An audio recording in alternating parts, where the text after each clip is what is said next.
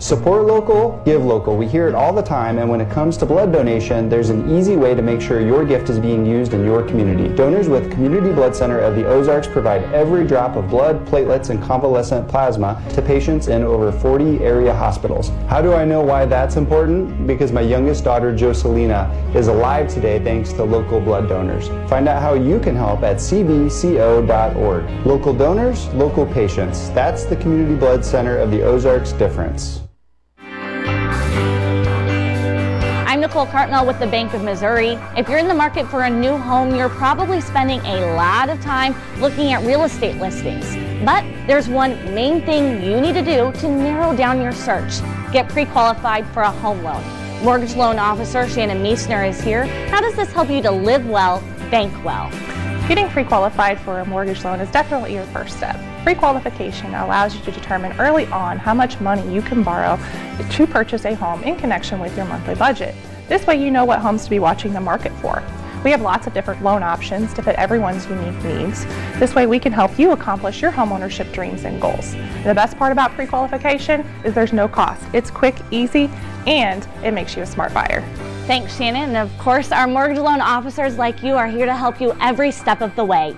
At the Bank of Missouri, we help you live well, bank well. The Bank of Missouri is an equal housing lender. Acme Towing Company. That's too far away.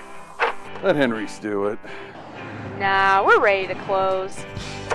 Let Henry's do it. Henry's is ready to take your call right now. From compacts to semis, Henry is here to help 24/7. Save yourself the hassle and make us your first call. Henry's gets there fast, offering multiple locations to serve the Ozarks. When you're stuck on the side of the road, make the right call. Let Henry do it.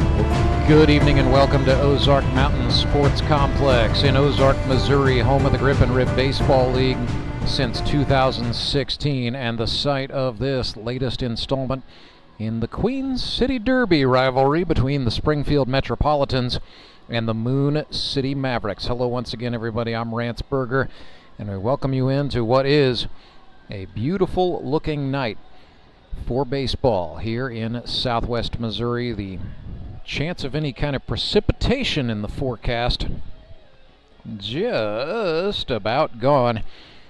Weatherman hedging his bets and just calling it 15% across the board. Right now we're sitting at 77 degrees. We expect to cool down to about 73 by the time this one is over. Winds are out of the north at 8 miles per hour, but the barometer is actually going in the upward direction. So that means our chance for rain is going down. It's humid out there, so it'll feel downright pleasant, if not balmy, for the players down on the field.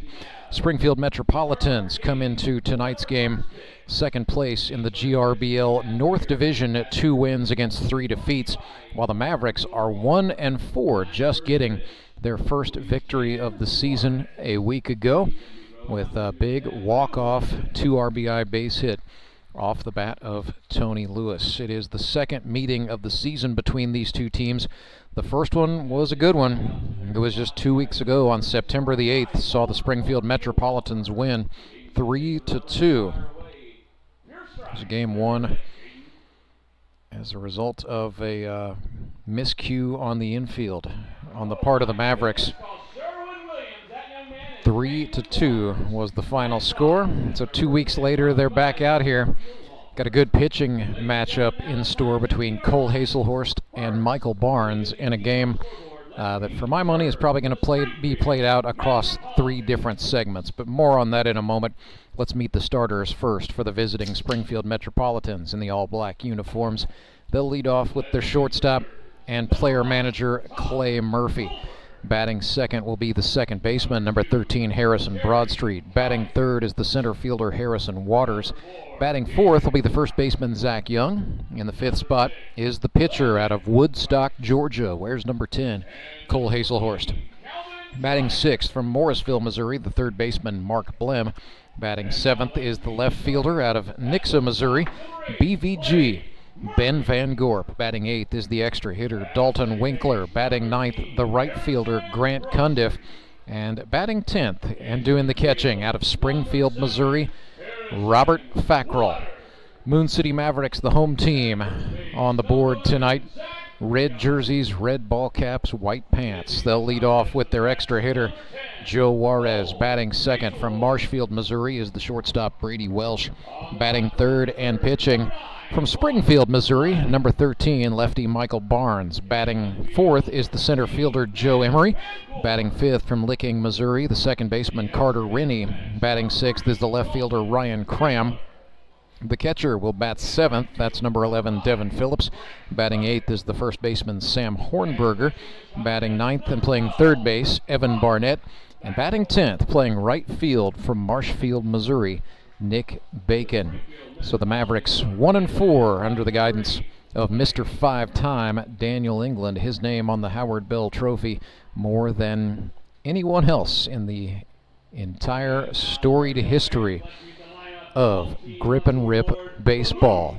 Dano, once as a manager, 4 times as a player, looking to try to make something happen in October and perhaps become Mr. 6-time. Mavericks a little bit short-handed, depleted by injuries coming into this one. It should be noted, without the services of Chase Cruz, Jake Thompson, or Adam Barton. Just lost to a shoulder injury a week ago, and that is a big loss for Moon City. Adam Barton, both a positive influence and a good ball player. So Mavs with just 2 reserves, Tony Lewis and Daniel England, and other than that, they are sending all the boys they've got out there to play here tonight. That's a pretty good 9. Don't let the 1-4 fool you. Anything can happen in grip and rip baseball, and that makes this crop of Mavericks a pretty dangerous bunch. We will step aside, come back, and bring you the first pitch from left-hander Michael Barnes when we come back.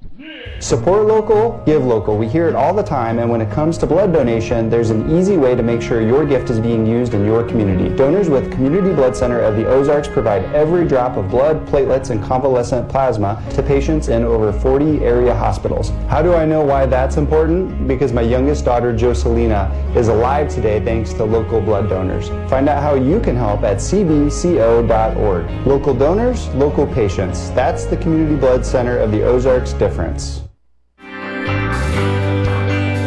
I'm Nicole Cartnell with the Bank of Missouri. If you're in the market for a new home, you're probably spending a lot of time looking at real estate listings. But there's one main thing you need to do to narrow down your search. Get pre-qualified for a home loan. Mortgage loan officer Shannon Meissner is here. How does this help you to live well, bank well? Getting pre-qualified for a mortgage loan is definitely your first step. Pre-qualification allows you to determine early on how much money you can borrow to purchase a home in connection with your monthly budget. This way you know what homes to be watching the market for. We have lots of different loan options to fit everyone's unique needs. This way we can help you accomplish your homeownership dreams and goals. And the best part about pre-qualification is there's no cost. It's quick, easy, and it makes you a smart buyer. Thanks, Shannon. And of course, our mortgage loan officers like you are here to help you every step of the way. At the Bank of Missouri, we help you live well, bank well. The Bank of Missouri is an equal housing lender. Acme Towing Company. That's too far away. Let Henry's do it. Nah, we're ready to close. Let Henry's do it. Henry's is ready to take your call right now. From compacts to semis, Henry is here to help 24/7. Save yourself the hassle and make us your first call. Henry's gets there fast, offering multiple locations to serve the Ozarks. When you're stuck on the side of the road, make the right call. Let Henry do it.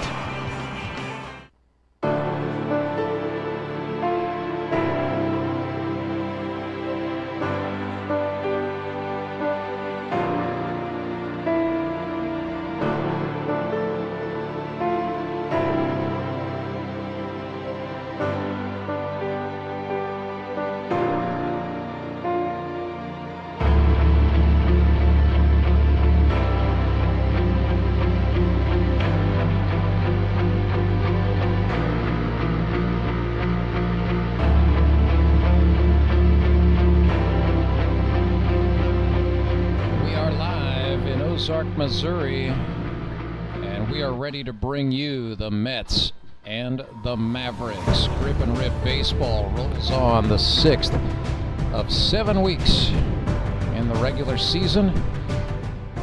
Continues with this GRBL North Division matchup. Hello once again, everybody. I'm Rance Berger. My partner for this one, Clay Odell. And Clay, it's getting to be about that time in the season where everything is just a little more intense. There is a feeling in the air, an autumn wind, perhaps. It's definitely a feeling, and for me, myself, today, it's a lot of pain.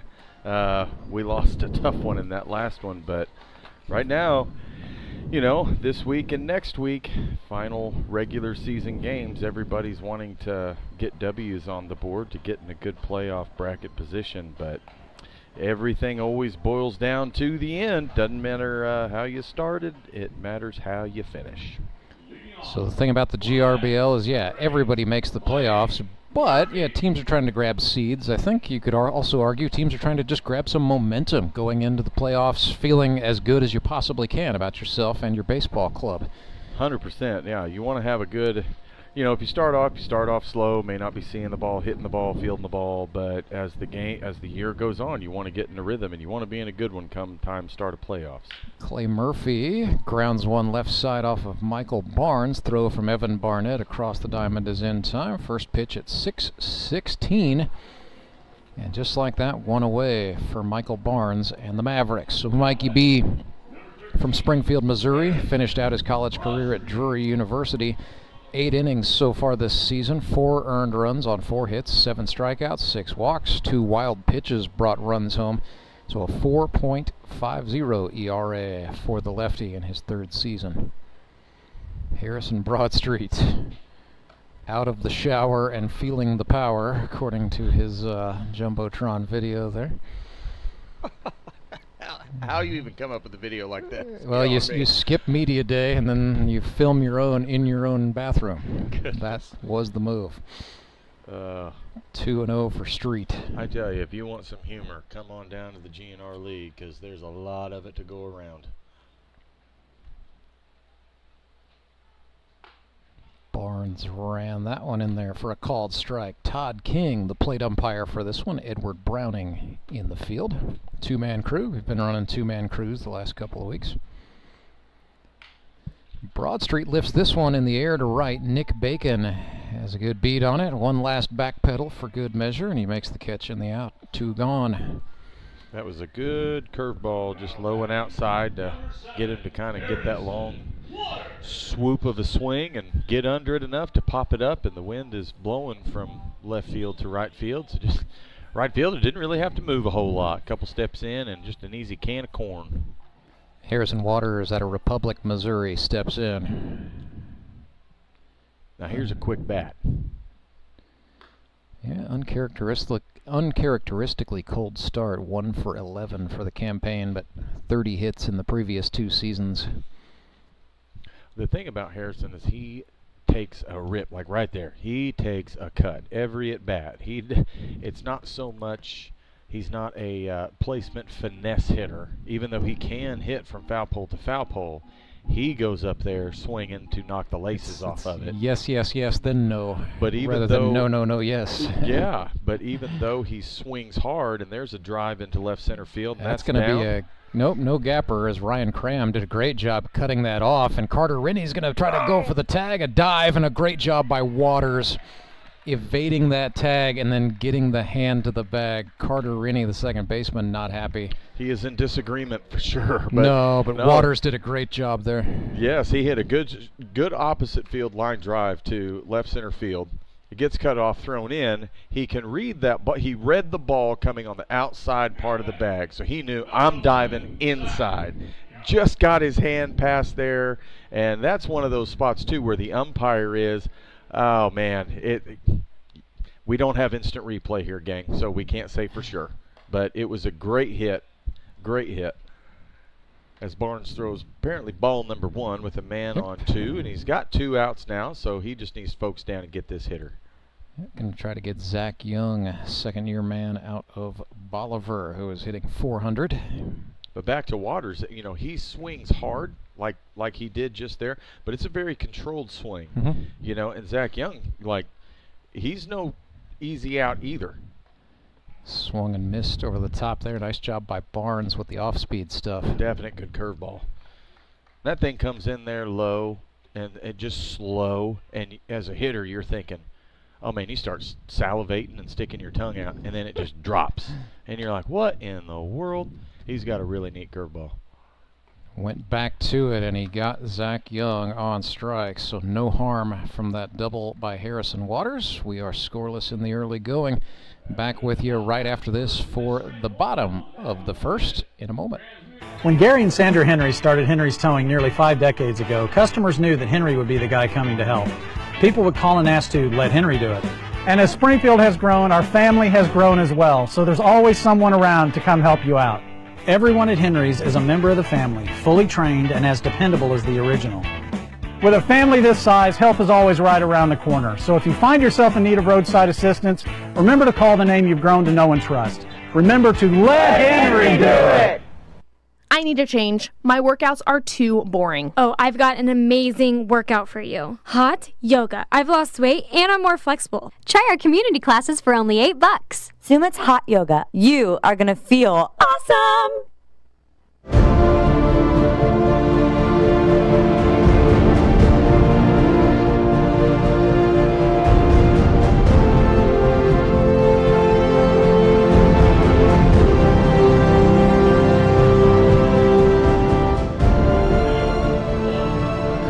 Cole Hazelhorst, the flight instructor from Woodstock, Georgia, makes the start for the Springfield Metropolitans. Hazelhorst on the season, 8 innings pitched. He has allowed 4 earned runs, 7 hits, 8 Ks, 2 walks, and a hit batsman. It's a 4.50 ERA for Cole Hazelhorst. Just taking a look back, last time out, Hazelhorst threw 3 scoreless innings against the Ozark Mountain Ducks, so he's sort of come on, hitting his apexes at the right time, if you will. Drafted number 1 overall in the 2024 draft. That was largely for his services as a catcher.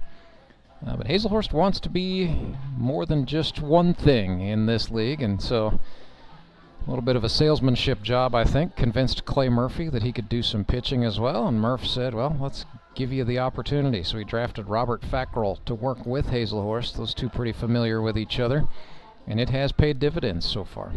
Well, and that's the thing about a lot of our guys for the grip and rip. They're multi-positional players, but when they were playing in high school or playing in college, they kind of got pigeonholed to one position.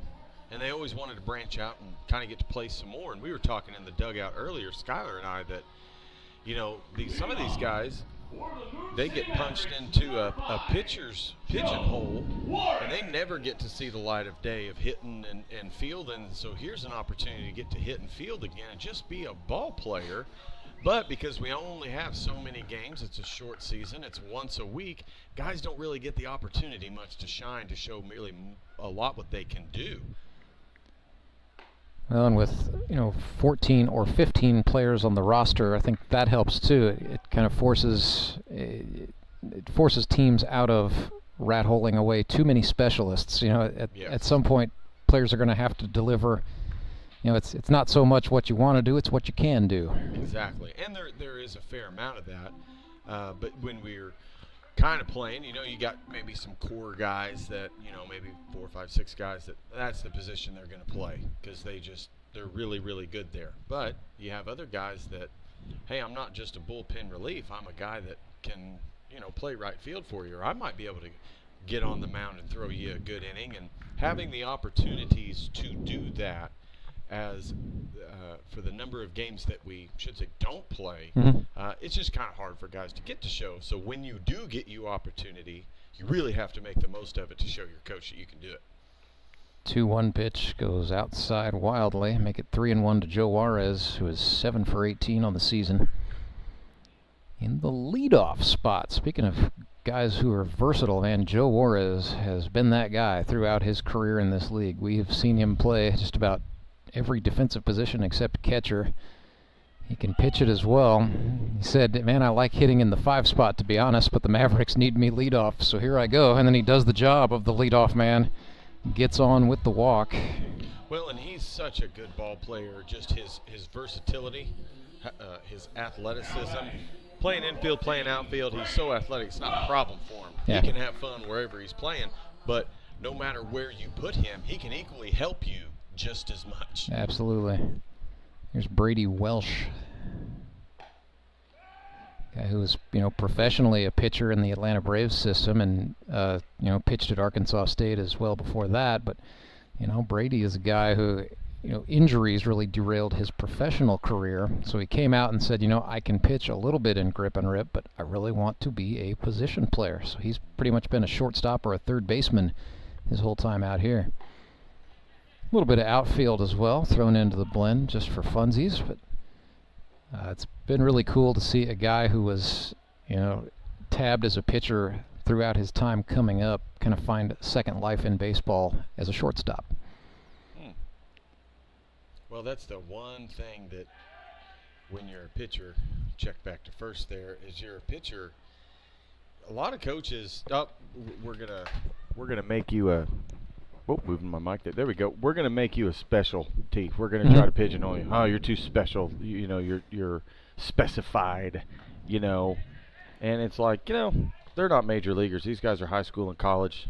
They probably got the ability to play anywhere you put them if you just coach them right. Yep. But we have this, there's a big mindset now of, well, you're just a pitcher. You're just a shortstop. You're just a catcher. And give me 9 ball players who can play all 9 positions over those specialty positions, and I'll guarantee you we'll make it a close game and come out on top a lot of the times, because guys are actually excited to move around sometimes, I think that's been the case for Brady. It's just he loves doing what he's doing right now. 2-strike battle with Cole Hazelhorst. 1 runner on, nobody out, and after a foul ball, we'll see pitch number 5 of the plate appearance. Hazelhorst came over the plate, and Welsh reached out and spoiled it. He'll get another opportunity. The thing about Brady Welsh, too, he's now coaching. He coaches at Hartville High School, so definitely staying sharp with the fungos and throwing some batting practice and getting all that free training as part of the job. Heck yeah, he's a fungo master. Oh, he hit fungo here, there, very quiet, grasshopper. Yeah, if you're a baseball coach, it's almost unfair because of all the reps you get while guys who work office jobs or work skill jobs are having to fight for all the training time they get. Yeah. 2-2 for Welsh.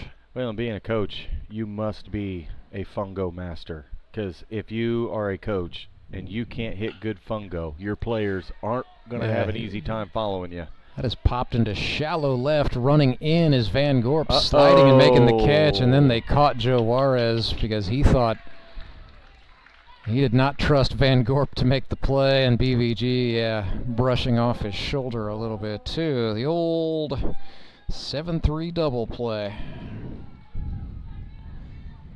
Actually, a 7-6-3 double play. Yeah, just like you practice, right?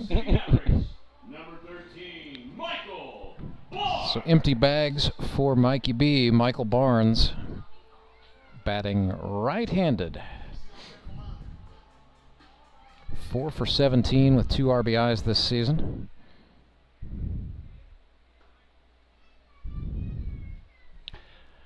Swung and missed a slider there. Man, that'll eat you up as a manager, as teammates, especially when you start early. Little base running mistakes like that, you know, just taking your time, getting halfway, not going too far as he calls for strike 2. You know, that is so important. That ball's up. You only got 1 out, and that ball is in front of you. Halfway is the max you're going. Yeah. And you have to be able to get back, to not get backdoored just like that, because all that momentum's coming in. Whether they slide or not when the ball's hit to left like it just was, whether they slide to not, flip it or not, ball travels faster than foot. And so you only go halfway. But he also kind of stumbled. He stumbled on the base path to get back. So lost that played his footing, but yeah. Yeah, that played a factor into it too. But to go out, oh man, first 2 batters on a play like that, it's early. You got to shake that off and go, we got 8 more innings of ball game to play. Don't get down just yet. 2-2 to Michael Barnes. Hazelhorst comes home. Try to heat her outside that Barnes swung on and chopped foul back toward the Mets on deck circle. And it's easy out here. I will say, I've talked to a lot of guys. To lose your footing? Lose your footing, because it's older turf, it's worn down, it's very hard. If a rain comes through and there's just a little bit of moisture on there, it's really easy to lose your footing out here. Another 2-2 coming up here to Michael Barnes. As my wife brings me a Brahms mint chocolate chip milkshake. Got the big boy size. The big boy. The man size. Give me a man shake. 100%. 3-2. Speaking of my wife, Micah, she, for all you ladies out there who want to get some good workouts, if you're looking for good workouts where the lady who is leading you can do it with a smile, make you laugh, have a hilarious time, and do really good music selection as a foul ball is punched down the right. Well, now hold the funk here, Clay. I was going to say, you know, for someone whose business is fitness, what's she doing feeding you a milkshake of considerable size? Because, you know, you want to get big, you got to eat big. So I'm trying to actually put weight back on. I see. I've had a heck of a personal year, and so it's you need the like, calories. I need the calories to get back at it. And my wife, if there's one thing she will be okay with, is dessert. We may not eat a lot of fried chicken or fried foods or junk food, but when it comes to dessert, I kind of get the green light. But if you ladies are out there wanting some good exercises, to be honest with you, I probably should be doing those exercises as well. You can find her at barintensity.com, or you can go on Facebook or Instagram and look up Bar Intensity, and you will see her little blonde head playing some 80s classic rock and Madonna and all kinds of fun music, leading workouts as a high pop fly. Yes, indeed. Clay Murphy, the shortstop. Grabs that one for the Mets. Bar Intensity. So Bar Intensity, ladies, look it up. You'll have a great workout time. We will go to the second inning right after this. Scoreless between the Mavericks and the Metropolitans. Acme Towing Company. That's too far away. Let Henry's do it. Nah, we're ready to close. Let Henry's do it. Henry's is ready to take your call right now. From compacts to semis, Henry is here to help 24/7. Save yourself the hassle and make us your first call. Henry's gets there fast, offering multiple locations to serve the Ozarks. When you're stuck on the side of the road, make the right call. Let Henry do it. I'm William Beadle of Tolbert Beadle. Why would you call anyone else after a car accident? Tolbert Beadle has been right here in Missouri for decades. We know the local courts, and we know how to fight. You don't pay us a penny unless we win money for you. And we're not satisfied until we secure the largest settlement possible. With millions of dollars recovered, you know who to call. Tolbert Beadle, when you need justice.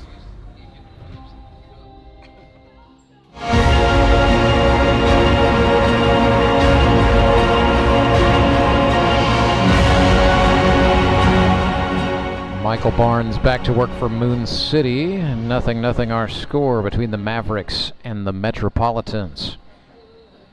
Both of these teams trying to walk through a door of opportunity opened as the Republic Locos fell to 3-3 today. Mets win over the Mavs tonight would pull them even with the Locos, at least for the moment, holding head-to-head criteria. But, and that's a big however in there, 6 o'clock next Sunday night, baseball night in the Ozarks. The game is the Metropolitans and the Locos. So if the Mets can run the table, they could actually end up winning the GRBL North Division. Of course, that's easier said than done. Man, it is so easy to lose baseball games in this league. It is hard to win.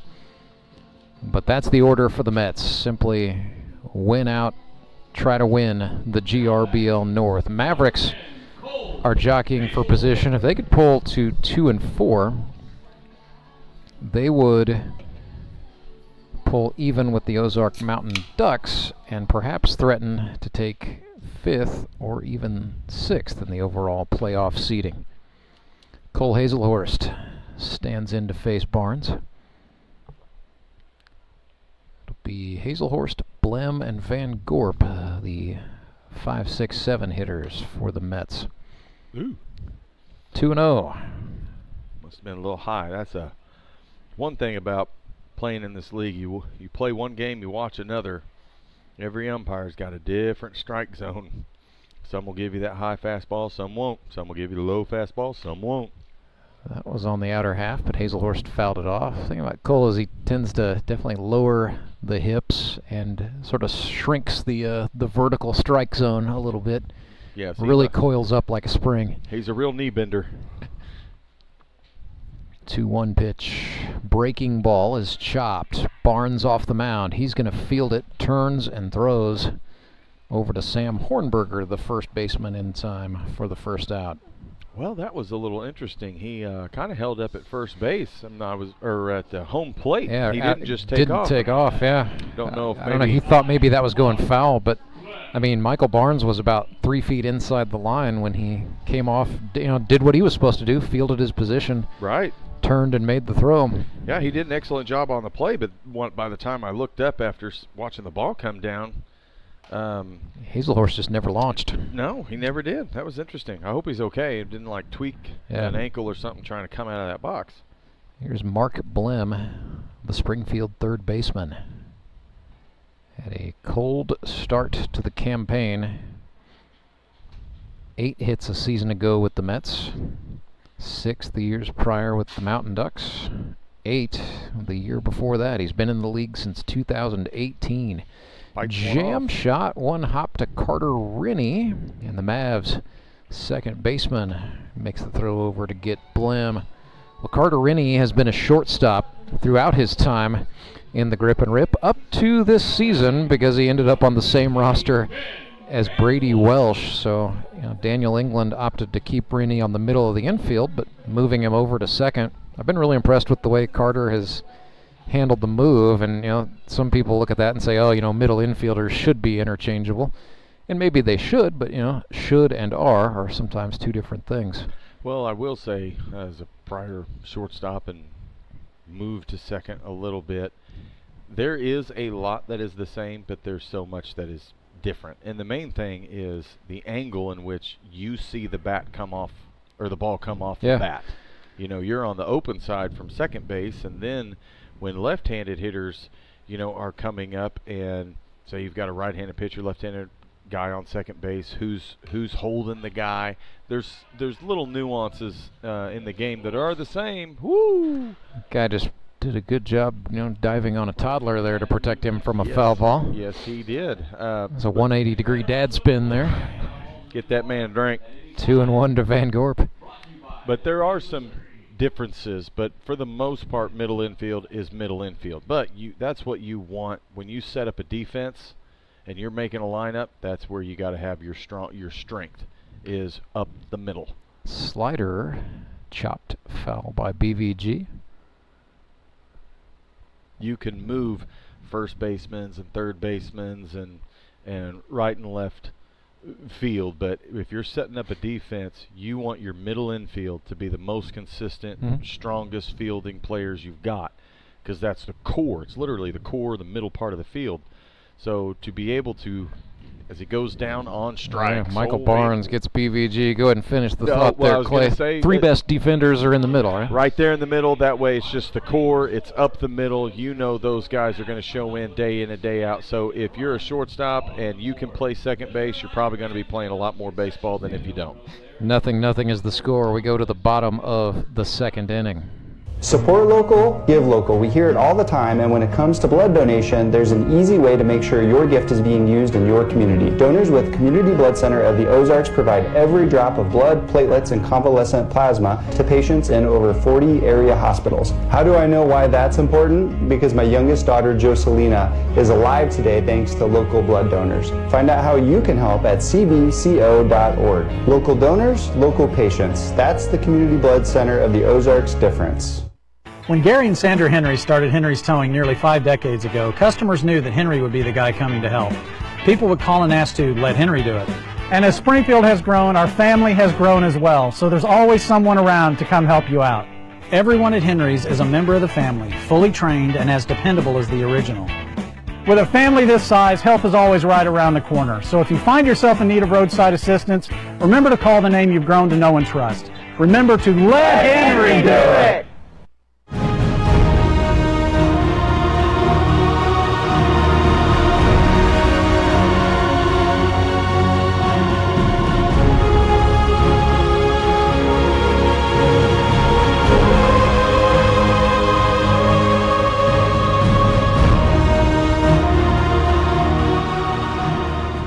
Hazelhurst back at it for the Springfield Metropolitans. It's righty against lefty, at least in the early phase of this one. I suspect we will see the Metropolitans sort of stick with the breaking the game up into thirds approach, with Hazelhurst, probably Ben Van Gorp in the middle, and then Clay Murphy bringing himself on late in the game. It's a very old school GRBL approach. It's actually a very Daniel England approach from circa 2021 when the Mavericks won it all.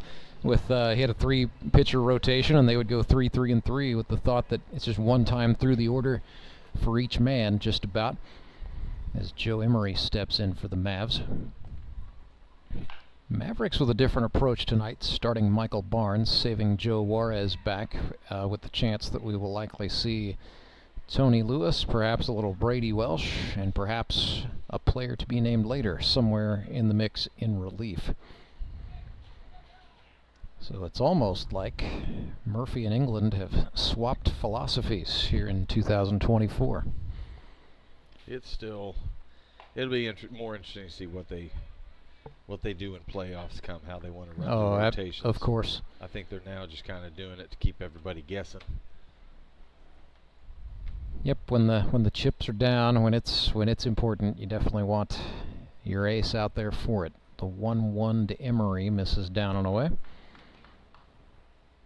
And it's that pitching philosophy, it's a crapshoot, because if you're going to hold off your main guy till the 5th, 6th, 7th, 8th, 9th inning, those first 1 or 2 pitchers for the first 4 innings of the game, better pray to everything holy in the baseball gods that they hold them and they don't get up on you, 11-0 before your ace is able to hit and them then out. you hope your ace has his stuff, because you bring him in, and if you've already spent 2 pretty good arms, then what do you do if you've got to go to the well to bring somebody else in? So right. It's always interesting. It's easy. I sit here and do this every season. I armchair quarterback. Well, what would I do? How would I manage this pitching staff? I think that's where you just come down to the consistency and just go, this is going to be our philosophy this year. We're just going to stick with it and let the chips fall where they may. You have to make some changes earlier or later than normal sometimes, but, I think to try to do too many managers might have this approach of, especially in today's world, they want to be like Tony La Russa working a bullpen. Everything is matchup scheming, yeah. Yeah, it's like you really don't need that a whole lot in the league. Not at every level, no. Here's a 3-2 to Joe Emery, who wallops that full count pitch, but Ben Van Gorp able to take about 5 steps in, haul it in to make the out. That was a solid hit, solid line drive, but you know, that wind's blowing in a little bit, and you could see it took off like a rocket, and then it just like that little breeze was enough to hold it in, and Van Gorp ran easily in on it. Nice little can of corn, easy out for him. Bring up Carter Rennie. Had a good week a week ago, had 2 hits and accounted for both a tying run and then scored the game-winning run in the 9th as the Metropolitans, or the Mavericks rather, got their first win. Carter out of Licking, Missouri, works for the family business, Rennie Pharmacy. 0-1. He's on the back end. He's not a pharmacist, but helps do the business side of things. Off-speed pitch from Hazelhorst misses high. 1-1. I'm not a big proponent for throwing 2 curved balls in a row, but sometimes you miss them high. It didn't break and you didn't grip it well. Looks like he was trying to throw a slider after that one. Yeah, and that was inside all the way. Rennie got out of the way, and it's 2-1. I'm not afraid, though, if you get a curveball that's high, because it just didn't snap. He didn't break that thing off. Throw a different one, follow through, and sometimes you can fool hitters because they're not looking for 2 curveballs in a row. Hazelhorst then misses wildly outside, and showing a little bit of exasperation with the body language. A little frustrated with himself, perhaps. A little frustrated. Looks like Broad Street was doing some kind of meditation hold over there on second base. Next offering to Rennie is a called strike, and we are full up, 3-2. Maybe he was just stretching. Might have been. It's an interesting pose. They're playing Rennie pretty deep here, but also guarding lines. Payoff pitch, that's over the plate. Grounded to the shortstop, Murphy. Gonna have to hurry. A little bit of air under the throw, but it was in time, and Zach Young is a nice big target over there, 2 down. Helps when you got a big tall oak tree on first base.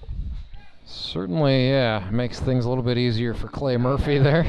It's gonna bring up Ryan Cram, 24-year-old HVAC installer from Nixa, Missouri.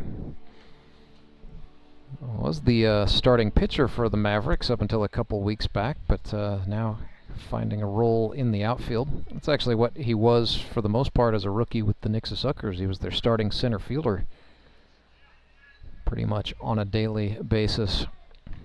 I wouldn't doubt, though, once they move to the playoff, he goes back to... Yeah, I wouldn't doubt if they... at least he gets on the bump a little bit today. I'm not sure if maybe he's contending with a little bit of soreness or what the deal is, but Mavericks held him out of pitching a week ago. Used Joe Juarez for 5.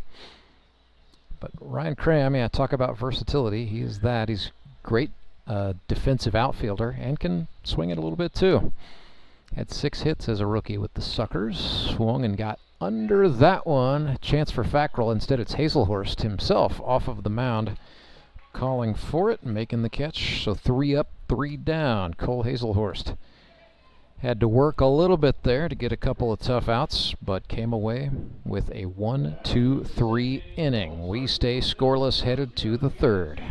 I'm Nicole Cartmel with the Bank of Missouri. Whether you're looking to pay bills or make a big purchase, sometimes you need cash quickly to take that next step. A consumer loan might be a perfect option to help you live well, bank well. Sardi McClendon, one of our branch managers, is here to explain. Thank you, Nicole. We provide personal consumer loans for almost any purpose, from building your credit to financing that new car. We offer competitive rates, and decisions are made locally so we can get you the money that you need quickly. But what makes our consumer loans unique is that personal touch. For example, I recently worked with a customer to secure a loan for a horse trailer. He could have went elsewhere, but he chose to work with his bank because of that personal relationship that we've built with him. Being able to work with your personal banker that you know and trust makes a big difference. That's right, because we work with our customers to help them live well, bank well. Get started at bankofmissouri.com.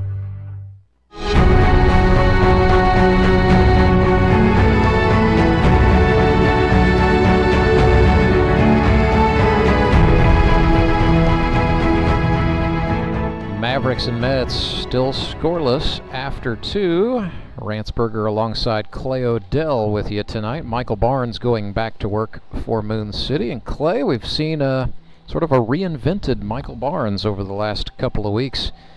Pitching well. Had a chat with his manager Daniel England about that, and he said, you know, simply put, like, we knew Michael Barnes was really good when he broke into the league. Somewhere along the way he kind of lost his ability to find the strike zone.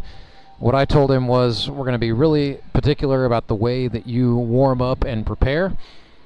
As you warm up, I want you to figure out which 2 pitches are working and only throw those. So if the changeup's not working or the curve's not there, don't go out there and throw it in the game. So you know, simplification is the way for Mikey B here. Well, I agree with that philosophy, especially out in this league. A lot of different kids, as Barnes gets strike 1 there. With a lot of different kids and different ages, different people, different ages, man, you know, look, most important pitch, strike 1. Second most important pitch, your fastball. And your fastball, you're able to spot better, more frequently than any other pitch. And if you can spot fastballs, inside, outside, high, low, down the middle, that's going to make whatever breaking ball you do have more effective when you do throw it. So your point in this league, especially, this ball ripped foul. Loud foul ball off the bat of Dalton Winkler, still 0-2. It is when you have your fastballs working and you got the breaking ball in this league, man, just throw those 2 pitches, throw ground balls, you'll get your pop-ups, you'll get your fair amount of strikeouts, but you're going to keep the game at a stronger pace and you're going to have shorter innings. That is absolutely to your advantage here in the GRBL as Winkler pulls yet another one foul. That's now 3 foul balls consecutively for the young man from Buffalo, Dalton Winkler. Sponsored by Carla Woods, State Farm agent, and then Barnes ran one way in. Winkler gets the hips back in time. Ball 2 strikes for Wink. See if he throws a curveball low here. That was a curve. He left it up, and then Winkler fouled it back off the net. And see, like, right now, I mean, he's fouled you off 2 or 3 times. And in this league where everybody just, the primary pitch is a breaking ball of some kind, and you get a good fastball, guys are going to try to quicken up. Put that low breaking ball, but keep it low. If you keep it up, they'll foul it off. They'll hit it the other way. Keep it low, you'll get a better chance of a strikeout and or a ground ball somewhere. Barnes attacked down with a fastball there at the shins for Winkler, so the count is back even. Nice job by Dalton, falling behind 0-2 to battle back and even up the count. Barnes came back with the curve, but that was high, so now we're full.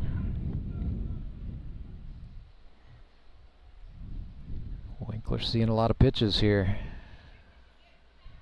He's making him work, which is good. You know, he's fouled how many off? Probably 2 or 3. And then he drew a walk. Yeah, that's a good at bat. A really, really good at bat by Winkler. If you can make a pitcher throw more than 3 pitches, enough to just solely strike you out, and you can make it a full count and get some good foul balls, you have had a very successful at bat. So Winkler is on. The batter is Grant Cundiff, sponsored by C&H Industrial Reman. This is popped. Into right field it goes for Nick Bacon. And the Baconator hangs on for the out. 10-man in the order coming up here. Robert Fackrell, restaurant kitchen manager. Springfield, Missouri, was a college wrestler at the University of the Ozarks.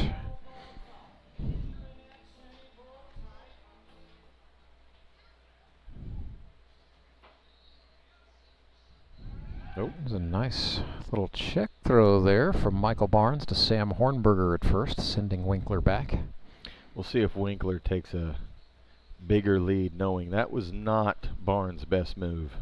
Yeah, Winkler is daring him, and yeah, there's a fake takeoff and a swinging strike from Fackrell. 0-1. Yeah, if I was Winkler over there, man, get off the bag, make him come to you. Just get in his head a little bit, keep him off balance. Barnes came down the hill, caught an outside corner, and jumps ahead again here, 0-2. We have been here before. Mm-hmm. So Fackrell scoots in to crowd the plate. About half a step. There's a check throw from Barnes once again. And I like that. That's giving it a couple pitches and then just check over there again. Let him know that, you know, I got my eye on you, but with one out right now, your main objective is to get the hitter. If you get the hitter, you got 2 outs. It doesn't matter if there's a guy on first base. You just got to get one more. But he's that right there. There's that jockey. He's making him step off like, whoa, wait a minute. Hey, I don't want him to get too far off that bag. And kids, pay attention. This is what you want to do when you play the game. Get in the pitcher's Winkler head. takes off. Fackrell goes down on strikes. Throw down was good, and the Mavericks strike out, and a caught stealing Michael Barnes, showing that he's fired up, and Devin Phillips is going to get some fist bumps for the effort as well. Nice defense by the Mavericks. That is now 3 scoreless innings for Michael Barnes. We go to the bottom of the third. 0-0. I'm William Beadle from Tolbert Beadle. It only takes 1 second for a person to be involved in an accident. And when the worst occurs, there's only one person that matters, you. At Tolbert Beadle, we want to be the one you call for help. We're the one to get you the compensation you deserve from the insurance companies. Call us today and find out if you have a case. The consultation is always free. Tolbert Beadle, when you need justice. Do you ever wake up and feel like you're already out of energy? I haven't felt that way since I started doing yoga. You do yoga? Every morning. Best change I've ever made. Try our community classes for only $8. Sumit's Hot Yoga. You are going to feel awesome!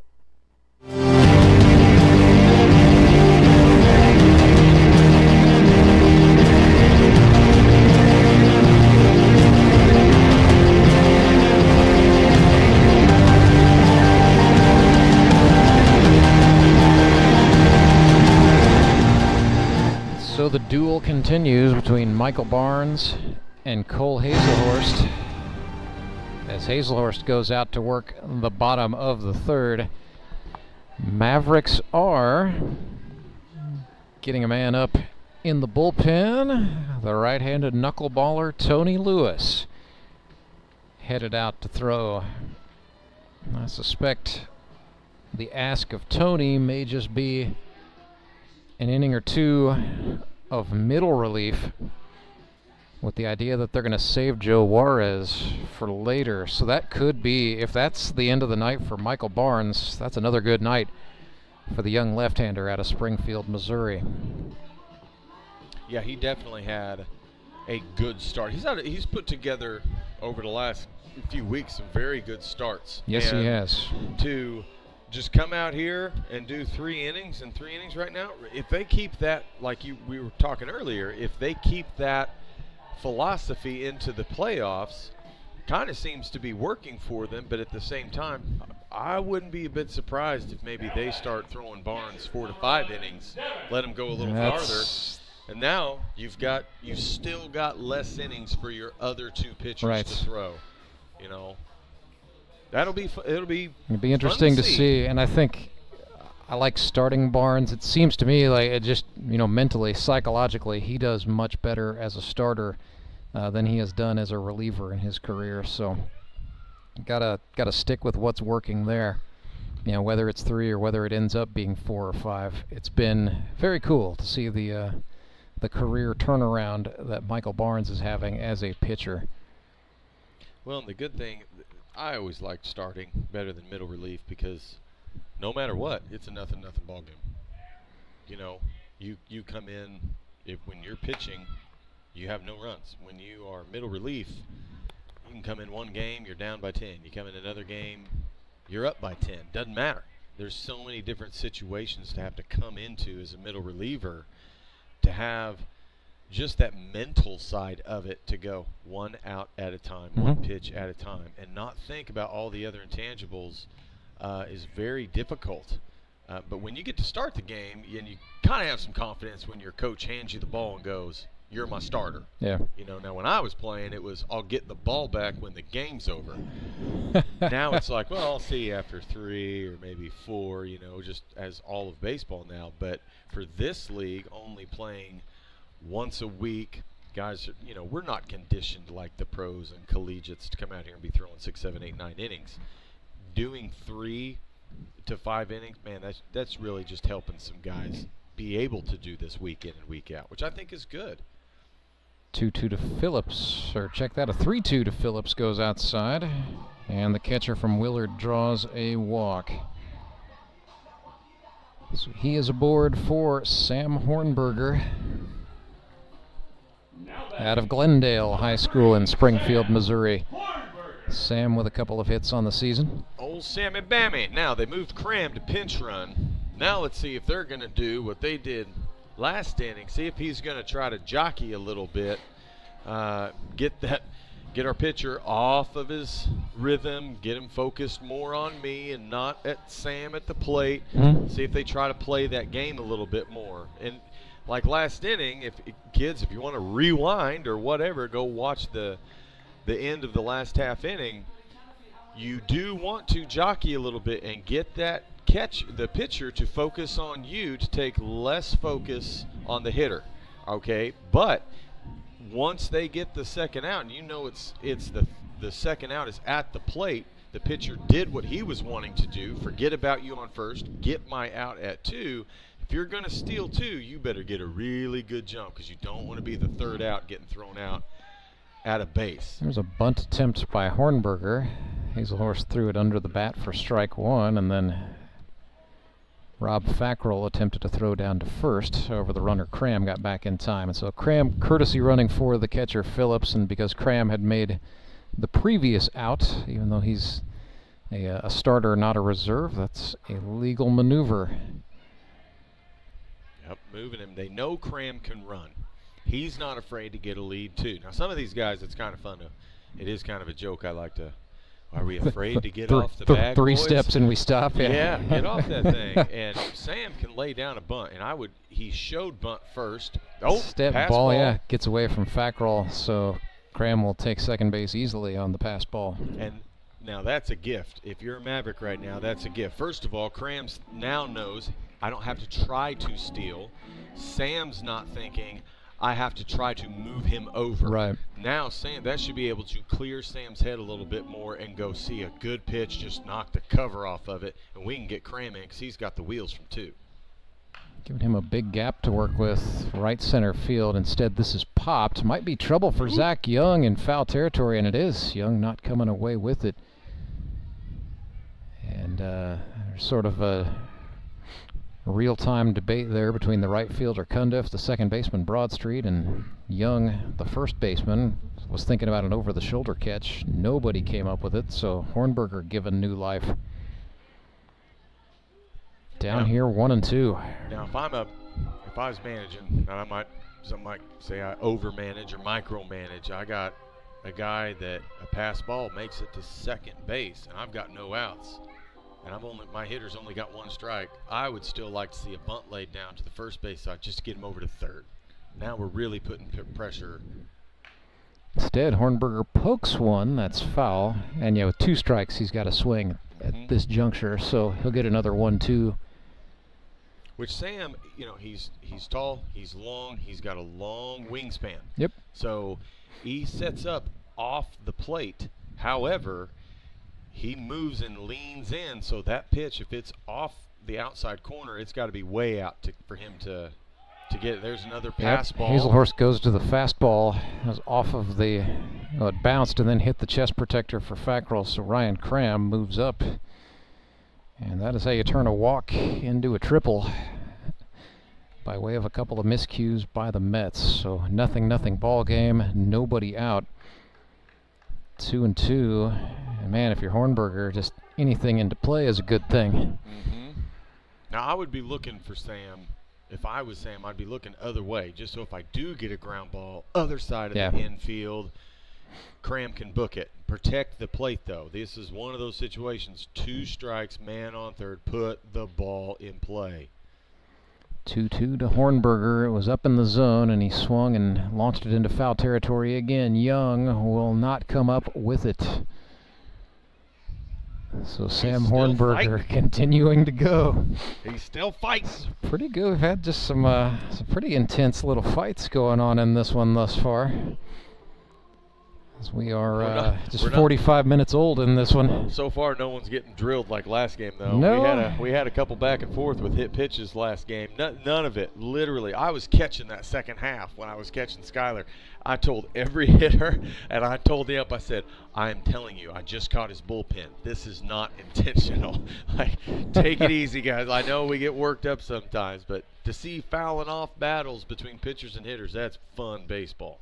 Sam Hornberger gets another 2-2. This is in the air, left field. Van Gorp makes the catch. Cram tags up. He's coming home. Good throw from BVG. And Fackrell puts the tag down. They get the out, and they keep a run off the board. Well, that is running against BVG, who's got, when he's not playing the field, he is a pitcher. And I don't think that ball was hit deep enough for Cram to try the tag up there. No. The safe move was to stay put. Yeah, you have to have an awareness in knowing where the ball is at, knowing when that ball is hit in the air and you can see your outfielders, you're knowing their first couple, if they're going back on the ball, you've got a really good chance. If they're coming in on a ball, fake it. Run your first 5-10 steps to make it look like you're running home, to get them to test the arm. We are only in the 3rd inning. But when you know a guy with Van Gorp's type of arm, and that ball's hitting to you into short to mid left field and you're on third, stay put. Otherwise, you're going to get what you just got. Right. Normally I like aggression, but yeah, that was not well thought aggression there. 1-1. Called Stierreich on a slider to Barnett, makes it 1-2. And Van Gorp, come on, gang, he's got a good arm, and it was a good throw. That yes, was it was one hopper on the money, and you can't, as a manager, you can't ask much more than that from your defense. 1-2 goes outside. Yep, I would bet off the hop when Fackrell caught that, he was just thinking, oh, yeah. This is going to make me look real good. Licking his chops out there. And when you're in the outfield and you get balls like that and you know guys are tagging, you're licking your chops. Because you want to prove it to him, like, what were you thinking, dude? Apparently you forgot who I am. A strikeout to Evan Barnett, and Hazelhorst gets out of inning number 3. It's going to be decision time for both managers. We'll tell you all about it on the other side of this break. 0-0, Mavericks and Mets on baseball night in the Ozarks. I'm Nicole Cartmel with the Bank of Missouri. The risk of losing your hard-earned money to scams is real, especially the scammers sending out fake communications. And that's why we're talking to our Director of Fraud Mitigation, Corey Gerstenschlager. He's got some good practices to help keep your money safe. Thank you, Nicole. Yes, often we're seeing that people are being contacted by scammers through text message, phone calls, or emails, posing as legitimate companies or even your bank, trying to persuade you into providing sensitive information like passwords and things of that nature, sometimes even asking you to send them money. If you receive any kind of communication like this and you didn't ask for it, that's a good red flag that it isn't legitimate.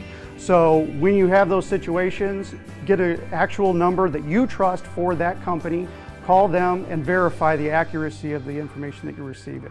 Good rule of thumb is make sure to check your accounts frequently and report any suspicious activity. Thanks, Corey. At the Bank of Missouri, we help you live well, bank well.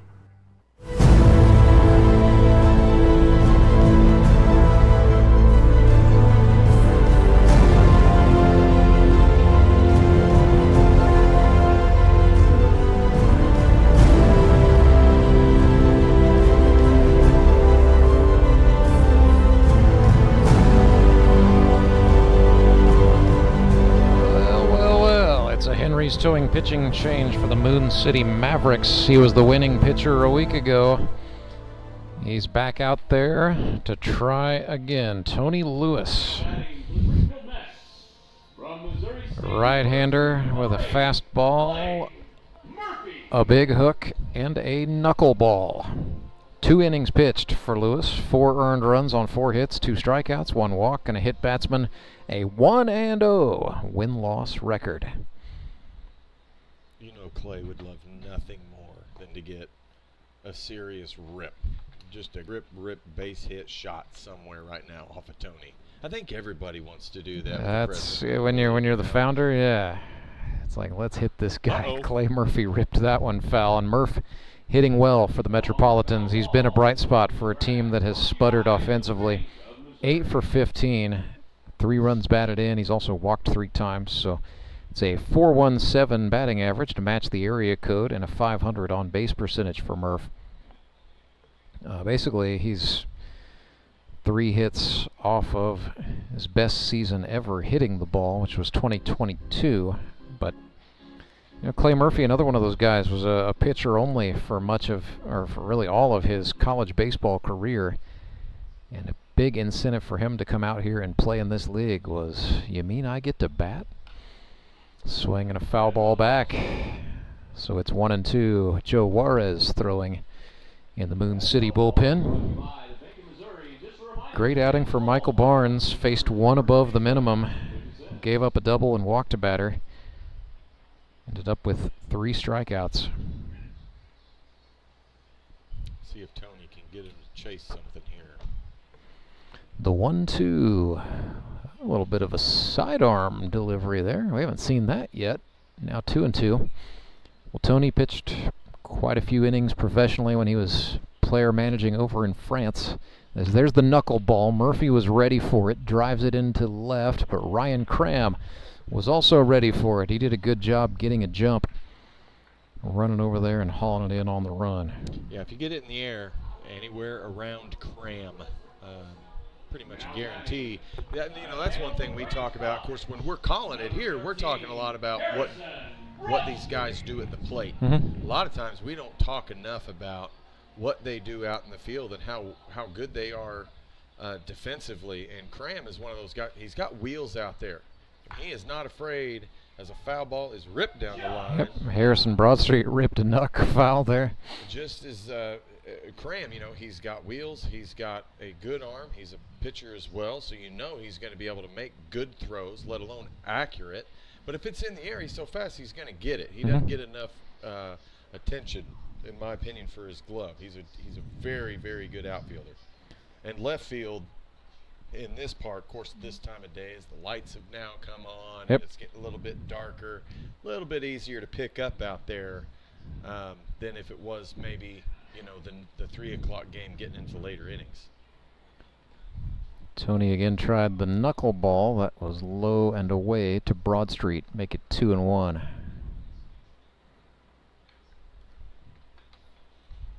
Lewis shaking off whatever Phillips put down first. Now comes home another knuck and another swing and a miss. I got a feeling throw the knuckleball is going to be a key point of philosophy here. And if they can't hit it, I'd keep spamming it too. Yeah, absolutely. 2-2. There it is again, and there's a swing and a rip foul off the bat of Broadstreet. Years ago when I was playing in college, we played in a fall ball league, and I had a friend who threw a serious knuckleball. Thing didn't have any rotation on it. It just moved back and forth and up and down like a knuckleball does. I was the only guy that day to hit him. I hit it down the third base line, and I got on second base, and he turned around and was like, I have no idea how you hit that. And I threw my hands up, and I said, I swear to God, I don't know how I hit that either, you know. It's like, bat found ball, yeah, run. I got lucky, you know. Knuckleballs are very difficult to hit, but if you hit them, they'll go a mile. 2-2, and what, you know, some knuckleball, you know, we had like Chris Matlock, who had a great career out here, just retired in this past off season. He had a knuckleball that was sort of in the mix that he would pull out every so often. But what Chris would like to say is, man, I try not to rely on it as Broadstreet fouls off the 3-2 because I don't always throw it correctly, and when I don't, it goes a long way in the other direction. Yes, yeah. That's exactly right. It goes in the if direction the knuckler doesn't knuckle, it's basically a batting practice pitch. Yep. 3-2. And Broad Street, what a great job. He was not going to get a hit off the knuckleball, and now he's talking smack on his ex-boss Daniel England there. Interesting decision. Well, I tell you, the thing is with the knuckleball too is you really got to have faith in your catcher. Yes. That he's going to get that thing, because if he doesn't catch it, that's that little spin just off the edge of the glove. It's to the backstop. When you got nobody on, knuckleballs are great. When you got somebody on, oh man, all of your trust in your catcher. It's going to be quite intense as Harrison Waters got out in front of one there. These guys are friends from way back, Tony Lewis and Harrison Waters. That pitch is going to keep Waters out on his front foot, because he's wanting to quicken up and really rip one off Tony. But if he keeps throwing that knuckleball, he's going to have a hard time. And there's another shake off. Was that shaking off the heat? No, actually, that looked like that was not a knuck. That looked like the fastball. Just a little outside. 1-1. Oh man, 1 out, 1-1 count. Man on first. That was the knuckler, and Waters ripped it out into right. Big opportunity for Broad Street, and he's kind of caught in no man's land, but nobody there to apply a tag. So Broad Street gets back to second base just in time. Harrison Waters now 2 for 2 on the evening, by the way. I think the slump is over. Well, and that was a good hit. I mean, if there wasn't anybody on first where Sam would have been playing over on first base, normally he'd have had that. But trying to hold the runner on, it was just enough to his right that he couldn't get to it, and just enough to our second baseman's left. It just hit the hole. Yep. That's what you got to do. Zach Young stands in here now, 4 for 11, struck out first time up at the hands of Michael Barnes. Zach's been dealing with some on-again, off-again injury issues, so if you're a Mets fan, you are grateful that he's back in the lineup here tonight as he fouled one back to the screen. That pitch looked like it was in maybe the highest point of the zone. He had a check swing on it, kind of like an uh-oh. Well, I think he started it and then figured he had to stay committed. Yeah. Yeah, sat back waiting for one there and just touched it foul for strike 2. Zach Young from Bolivar, Missouri, second year in the GRBL, second time with the Mets. He's wanting to get a good rip right now because he's got 1 out. Lewis grip locked one and it throws it wild. Runners are going to move up, so 2 men go into scoring position.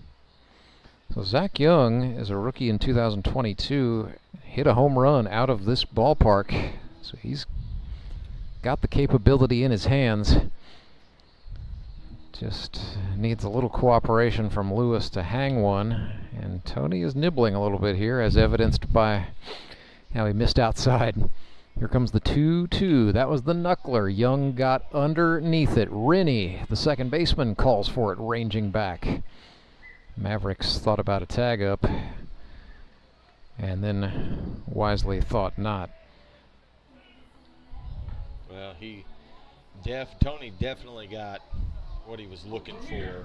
Yep, got Young to get under it and got him out. 100%, and that's. I mean, now you got 2 outs. You still have 2 runners on, but you got 2 outs, and you got Hazelhorst up right now. Forget about your runners. Yep, you can make the game a little bit smaller. Going at the young gun from Woodstock, Georgia. 4th year in the grip and rip. Lewis started him. He's kind of slinging it a little bit tonight. He's kind of throwing. He did it a little bit last week, and I don't know if that's natural, or maybe he's compensating, or maybe it's just the fact we're getting old and can't do what we used to. But looking a little bit like he's throwing across his body, and when you do that, you lose your consistent point of release, and that's where you see a lot of those pitches start to tail really far outside because you're winging it across your body, and it's just pushing the ball to the outside corner. 2-0 to Hazelhorst. Back to the knuckleball goes Lewis, and Devin Phillips sold that one for strike 1. Hazelhorst has now seen the knuckler twice. May or may not be wizened up. And then, back to that Call that a sweep? Not sure. I don't know. Lewis said something to Phillips, and then they're going to intentionally walk Hazelhorst now. All right. Yeah, just get it over with, and hopefully you get a ground ball and get the easiest out at the easiest bag. So Mets will run Dave Allen for the catcher. Bases are loaded for Mark Blim with 2 outs. Scoreless ball game. Steerike called. 0-1. Blim, sponsored by Blim Tool Company, the family business in Morrisville, Missouri. That was again that sweeper. Blim took it the other way, but it is tailing foul, and into the Mavericks bullpen it goes. I think Blim is another one of the Grip and Rip League guys his glove doesn't get talked about enough, let alone watching him play third compared to a lot of other guys. Very rarely will you see him make a bad throw from third base. It's no mistake. My infield, when I'm playing first, they make me earn every out we get over there, where his is consistent. Soop, just buckle. 0-2, and Tony Lewis strikes out a frustrated Mark Blim with a change, so we stay scoreless. With the bottom of the 4th coming up, it'll be decision time for the Metropolitans. We'll tell you about what their move is when we come back. When Gary and Sandra Henry started Henry's Towing nearly 5 decades ago, customers knew that Henry would be the guy coming to help. People would call and ask to let Henry do it. And as Springfield has grown, our family has grown as well, so there's always someone around to come help you out. Everyone at Henry's is a member of the family, fully trained and as dependable as the original. With a family this size, help is always right around the corner. So if you find yourself in need of roadside assistance, remember to call the name you've grown to know and trust. Remember to let Henry do it! I'm William Beadle of Tolbert Beadle. Workplace injury? You can't afford to be financially set back. In Missouri, all workers' compensation laws are found in Chapter 287 of the Missouri statutes. You need an attorney who knows these laws and has worked with them over the past 25 years to help injured workers. The call is free. The results are exceptional. We've won millions of dollars for our clients over the years. Tolbert Beadle, when you need justice.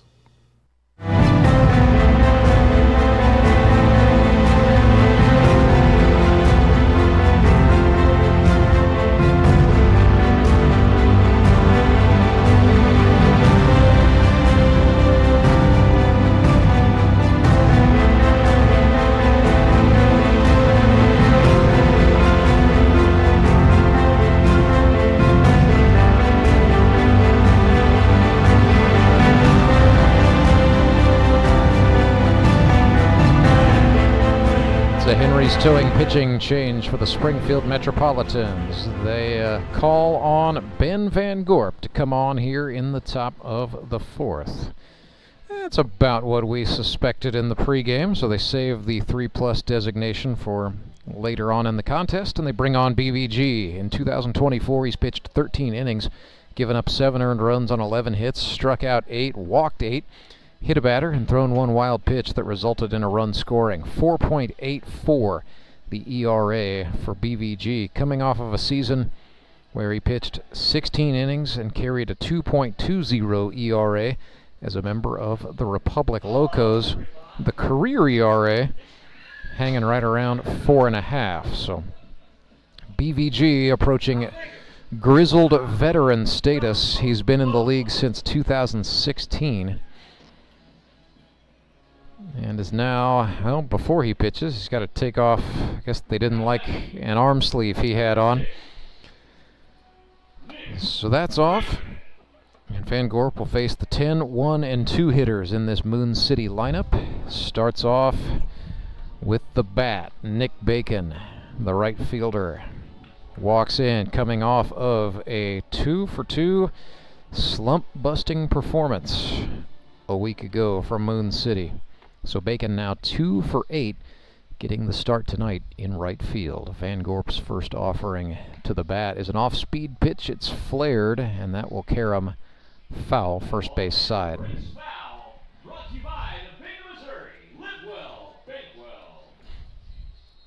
Nick Bacon, former lead singer of a band called The Endless Summer. It had moderate success in the United States, and a hit single, Satellites, actually charted in Japan. No lie, you can actually find the band's work still on quite a few streaming platforms, all the big ones, of course. It's pretty fun to take a look back in time at angsty rock lead singer Nick Bacon. Had a pretty good podcast episode about that back in 2021 when everybody had a podcast, myself included. That is fantastic. Well, you know. Didn't you say they also played at one of the championship games? No, that was another GRBLers band. Okay. The fun thing about the Endless Summer is apparently it did in fact have an end. So it's now the ended summer, if you will. But that's a single for Nick Bacon. He has now gotten hits in 3 of his last 3 plate appearances, dating back to last week. So hey, when you're hot, and you gotta keep going. Bacon is on. That is the first hit that the Springfield Mets have surrendered tonight. And Bacon is on for Joe Juarez. That was a really good hit up the middle. I thought Van Gorp was going to get up to snag it, but just went right over him. Didn't quite. Juarez chops this one to short, double play opportunity. Murphy to Broad Street for 1. Throw down to first, not in time. So Bacon, the lead runner, is out, but Juarez is able to hustle down safely to reach.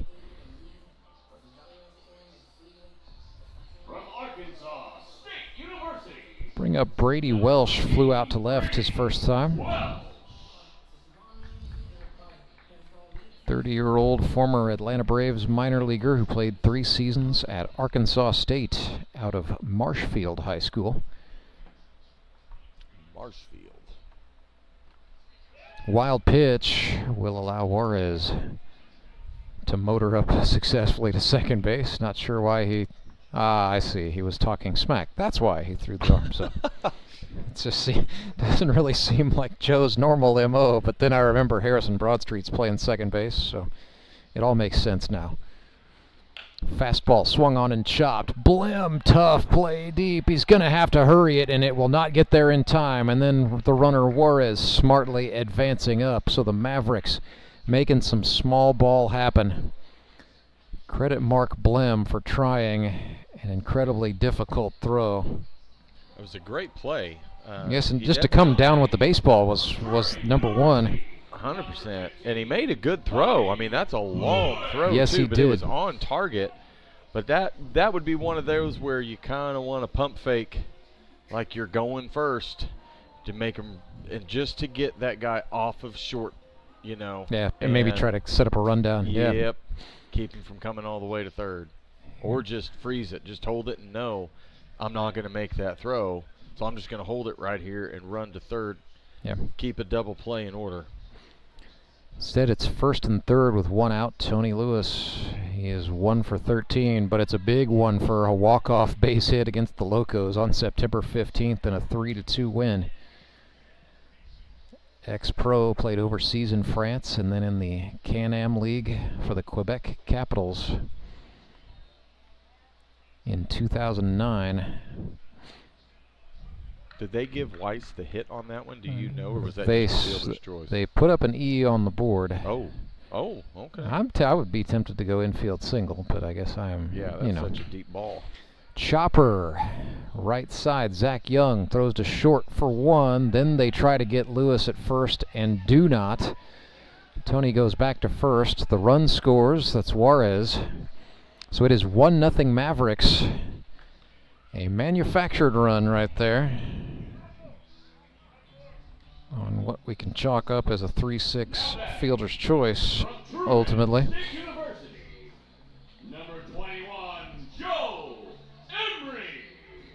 Now Michael Barnes is going to come on and run for Lewis. That's effectively re-entering. I mean, it's the number 3 spot in the order. So here's Joe Emery batting here with a runner on and 2 outs and a 1-0 lead for Moon City. Tell you what, at the beginning of the year, I did not look at this Mavericks roster and think this is a team equipped for small ball, but they have been playing it over the last couple of weeks. They sure have, and I love it. I can't get enough of bunting and hitting and running and Well, stealing. I love it. I like some of the things you just talked about. I'm one of those bunting sucks kind of guys. No. Lift small, bunt the ball. That's the. Well, I mean, we are in the grip and Yeah, rip. So I mean, it's contrary to. I don't detest. I at least respect bunting as having a purpose, whereas intentional walks I will absolutely detest forever. Yes. Nothing in 1 to Emery evens the count 1-1. I mean, that'll make it. Intentional walks make me want to puke. I hate them. I don't care how good anybody is, But bunting is such a important, vital part of the game, especially it's a 1-0 ball game. You got a guy on second base, you can bunt him over. Yep. That puts a lot of pressure on a defense, and even if they're in second and third positions on second and third base and you lay down a bunt, you're forcing the defense to make plays. It's interesting if you get out of the United States and go explore baseball in other lands. There are lots of foreign baseball cultures that love bunting. Yeah. It's big in Japan and Korea, but also, from talking with Tony about his time in France, he was like, man, the French love bunting. we manufactured a lot of runs that way. Yeah. And it's one of everybody in the lineup can do it. It's not just something that's, only reserved for, speedy infielders or pitchers. It's any player is expected to be able to bunt in any given situation. Yeah, the only thing that's gotten in the way of bunting is just bad egos. That's well, it. I mean, yeah. I'd probably have one if it were me. I got to be honest with you. Yeah. Here's a 3-2 to Emery. And he walked him inside. That was a steely move by Joe. That was close. I bet Van Gorp is questioning that one.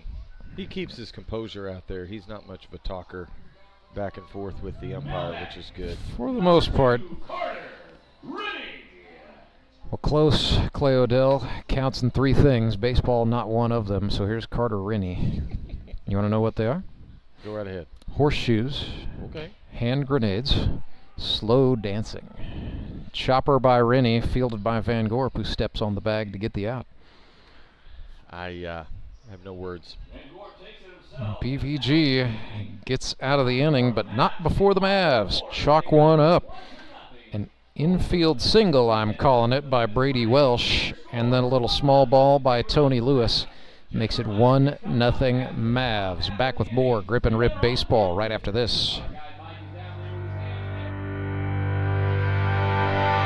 Remanufacturing isn't just a process, it's a legacy. From the seasoned hands of our experts to the eager spirit of the new generation, we bridge the gap by bringing together knowledge and innovation. We are one team with diverse experiences. We are moving toward one goal to ensure our future thrives. We are on one mission to pass down wisdom and embrace the new, ensuring the earth flourishes for generations to come. We are CNH Reman.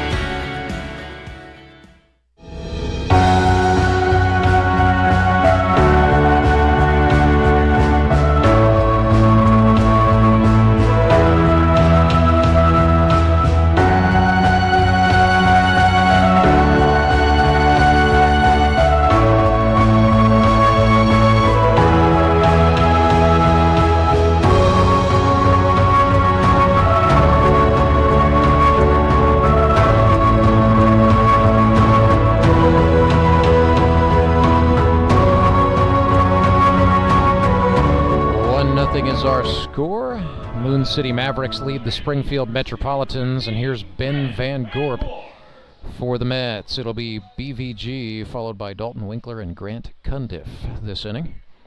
Rob Fackrell would come to scratch if anyone reaches. Van Gorp mollywops one into the air of the night, but Joe Emery, the center fielder, without having to move too much, hauls that in, and the 5th inning is underway with a flyout.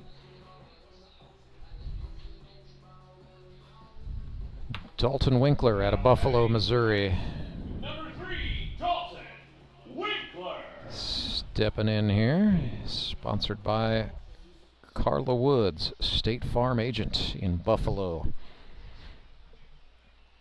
Winkler with 2 hits through the first 5 games. Looking at a Tony Lewis knuckleball for ball 1, so Daniel England and the Mavs are going to stick with Lewis at least for the 5th.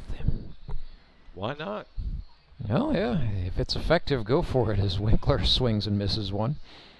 Saving Joe Juarez back for later. And with this Mavericks team shorthanded, 3 guys out with injuries, you know, cupboard's not bare on pitching, but they're asking everybody who goes out there to shove. Here's a grounder, and that's going to get fair. Calling it fair.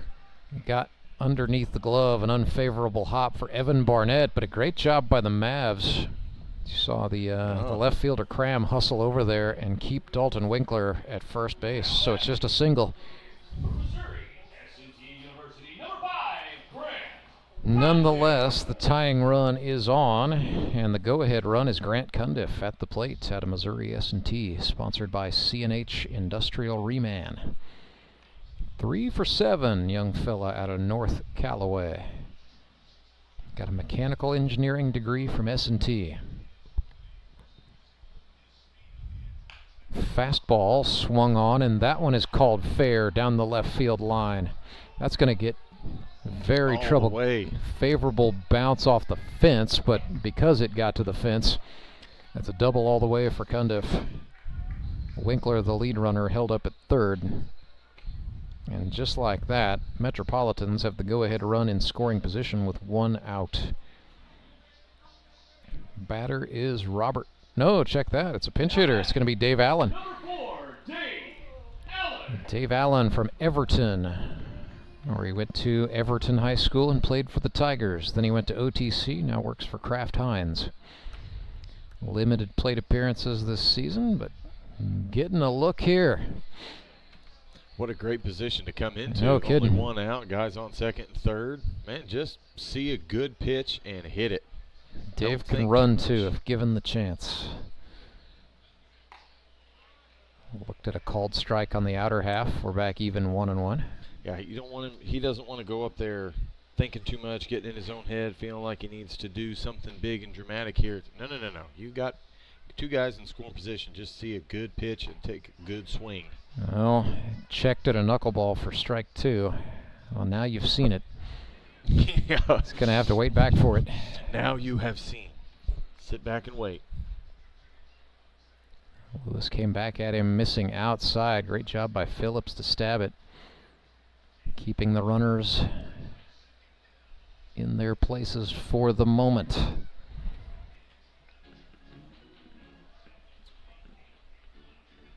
Lewis comes set from the belt. Fires home. Allen got underneath one. Calling for it and making the catch is Hornberger. And then they're going to throw over to third to try to get Winkler. No, they did not. Evan Barnett thought he had him, but... You know, that's a good idea by Sam. And yeah, just it was gun a it. good throw, right? But man, oh man, when you're a defensive manager right now over the match, your heart's in your throat because the last thing you want to see is that ball go past third down the left field line. So if you make that throw, kids, you better make sure you make you the are throw. on it. And if you're the third baseman, you better make sure it does not get by. Woo! But good catch by Sam. Good throw. It was on target. Yes, it was. Just not in time. Clay Murphy puts one just beyond the reach of the leaping shortstop Brady Welsh. Winkler scores, and we are tied 1-1. Just hung one into the zone. Murphy reached out, poked it just beyond Welsh's reach into left field. It's an RBI base hit, and we're all knotted up.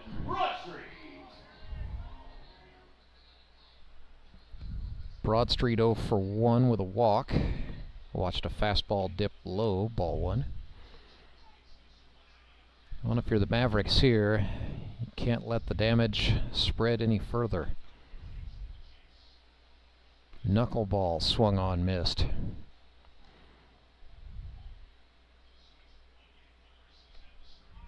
Well, and Tony knows it too. He knows right now, hey, it's 2 out, runners at the corners, just focus on the hitter. If Clay takes second, who cares? Just get your hitter. Ball got away from Devin Phillips. He's going to scramble back to the screen. There will be no play at the plate. It is now 2-1. Cundiff scores the go-ahead. And the Metropolitans now have their first lead of the night.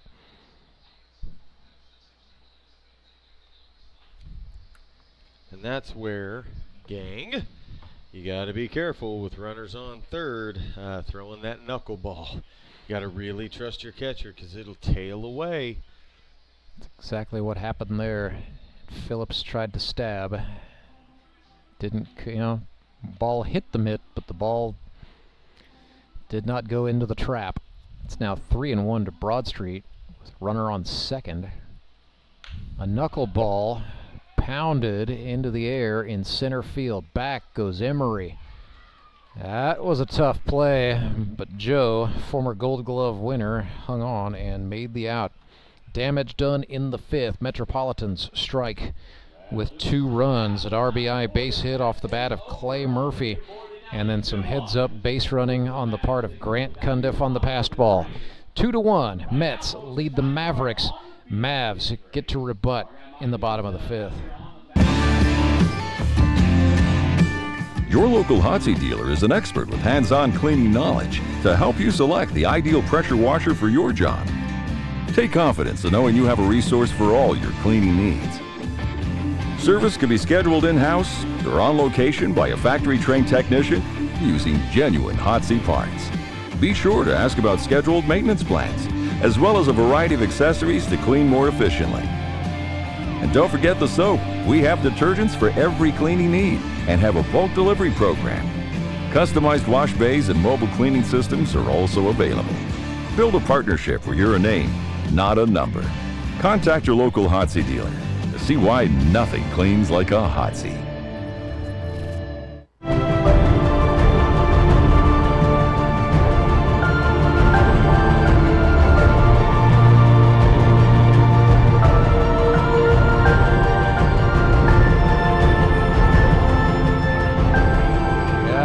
The fifth inning kids race.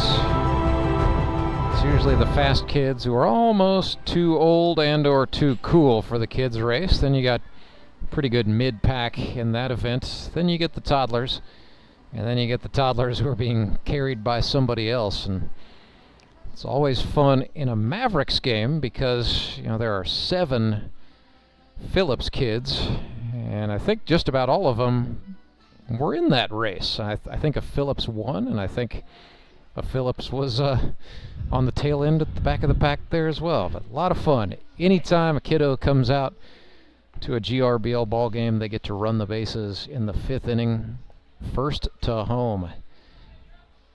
Challenge you to find many places in baseball where that's happening. Exactly. That's probably one of my favorite parts about. I've got a 2-year-old coming up she likes to run places. The problem is we're just in no way in any danger of getting her to make the turns successfully. So it's going to be a while before she's ready for the kid race, but that's all right. Probably going to have a guy cry the first time that actually does happen. But give it a couple seasons. Yeah. We'll see a burger out there as well. So here's Ryan Cram for the Mavericks. He's usually got a kid or two in the kids race as well. Yeah. It's a lot of fun. But Ryan Cram would like to get a base hit. Popped up to the pitcher first time. Just got a little bit unlucky and got under one.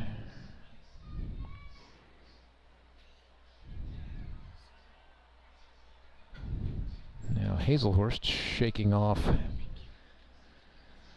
little something there. He's all right.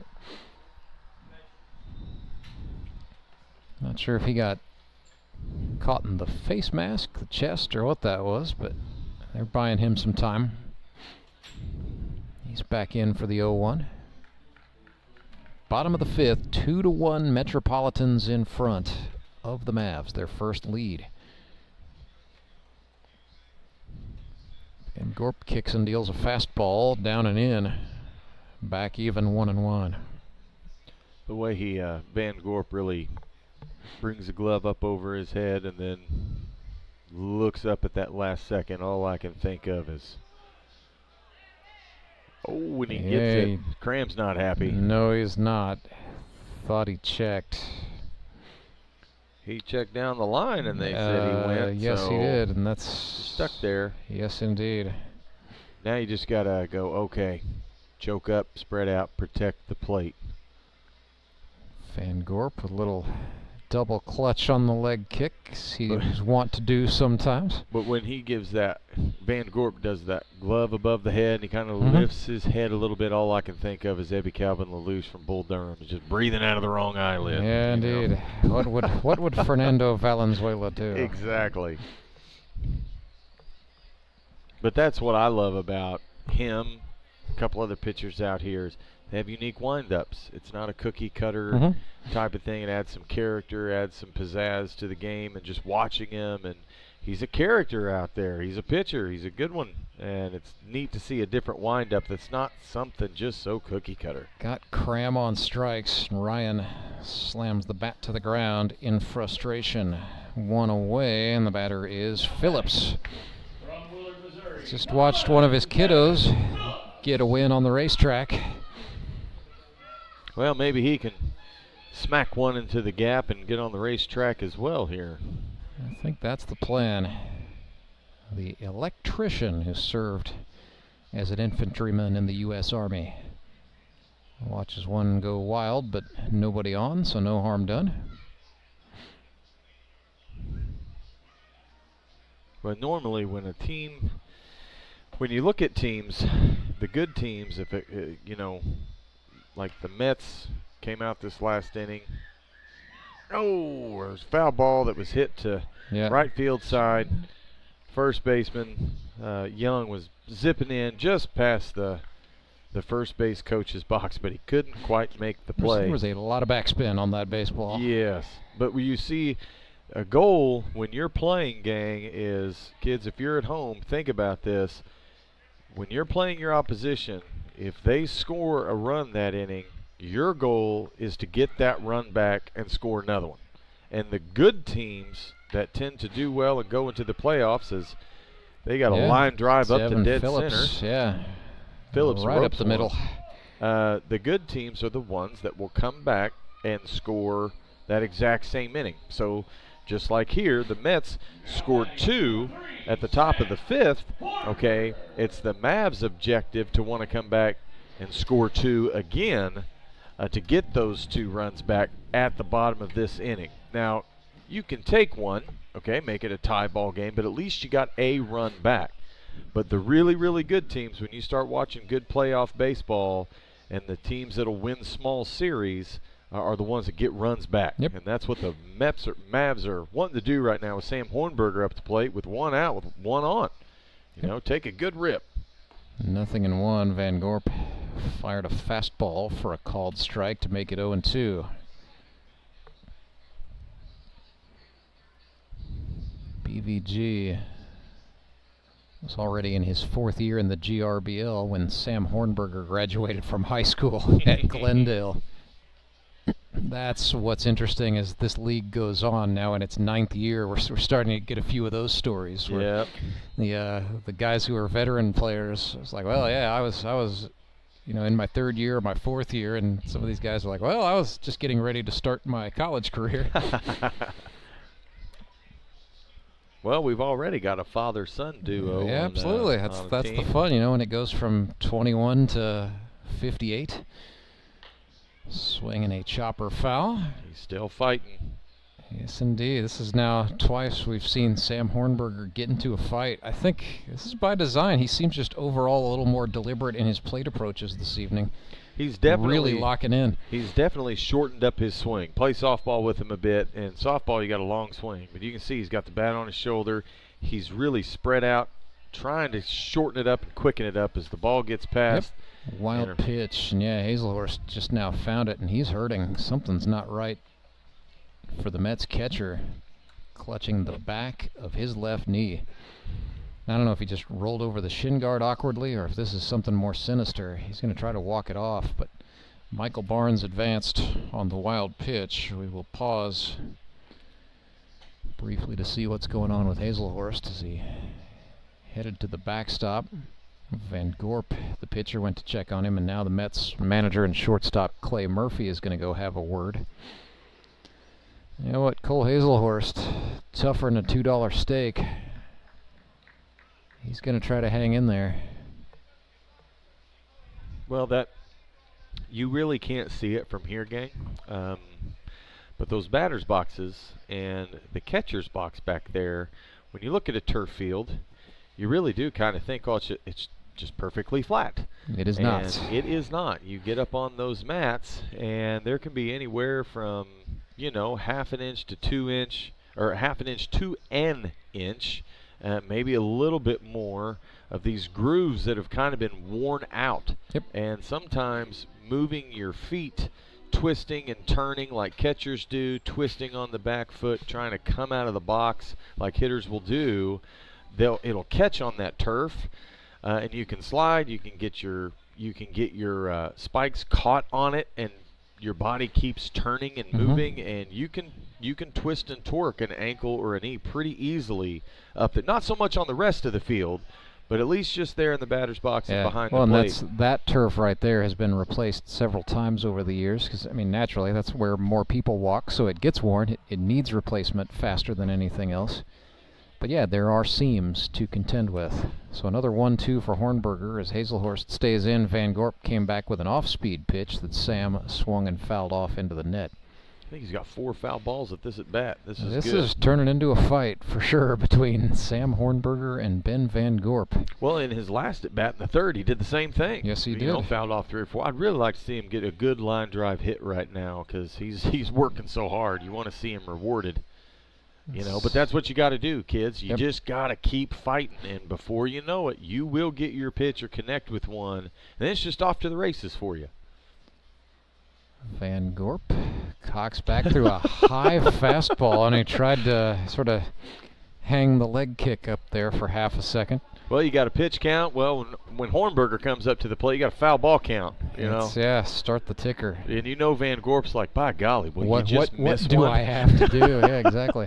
He's changing levels. He's changing. You're going to try to go outside. Nope, never mind. A check throw back. That was too close for comfort, but he was back. Slick move, but Michael Barnes did get there. Pretty good little whip tag there from Clay Murphy, the shortstop, it's got to be said. Van Gorp comes home with a slide step, and that got Hornberger on strikes. So a good battle there results in victory for BVG Ben Van Gorp.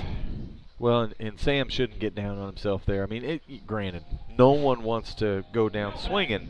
However, you just fouled off 5-6 baseballs. You did it the at-bat before. You still have plenty of reason to stay confident and stay positive about yourself. Like, the tide's going to turn for you. It'll all start clicking. And he made Van Gorp work. Yeah. Gave Evan Barnett a good opportunity to stand there in the on-deck circle and watch. So here is Barnett. He struck out his first time up, 0 for 1 on the night, 2 for 12 on the season. Van Gorp starts him with a fastball for a called strike on the outer half. Barnett, third-year man, second year with the Mavericks. Breaking pitch is swung on and lofted into center field. Running in to get that is Waters. He makes the catch, and the Metropolitans get out of the inning. So 2-1 our score. Springfield Metropolitans lead after 5. We go to the 6th. It's right after this. It's Grip and Rip Baseball, live and free. Baseball Night in the Ozarks on YouTube. Do you ever wake up and feel like you're already out of energy? I haven't felt that way since I started doing yoga. You do yoga? Every morning. Best change I've ever made. Try our community classes for only $8. Sumit's Hot Yoga. You are going to feel awesome. Support local, give local. We hear it all the time, and when it comes to blood donation, there's an easy way to make sure your gift is being used in your community. Donors with Community Blood Center of the Ozarks provide every drop of blood, platelets, and convalescent plasma to patients in over 40 area hospitals. How do I know why that's important? Because my youngest daughter, Jocelina, is alive today thanks to local blood donors. Find out how you can help at cbco.org. Local donors, local patients. That's the Community Blood Center of the Ozarks difference.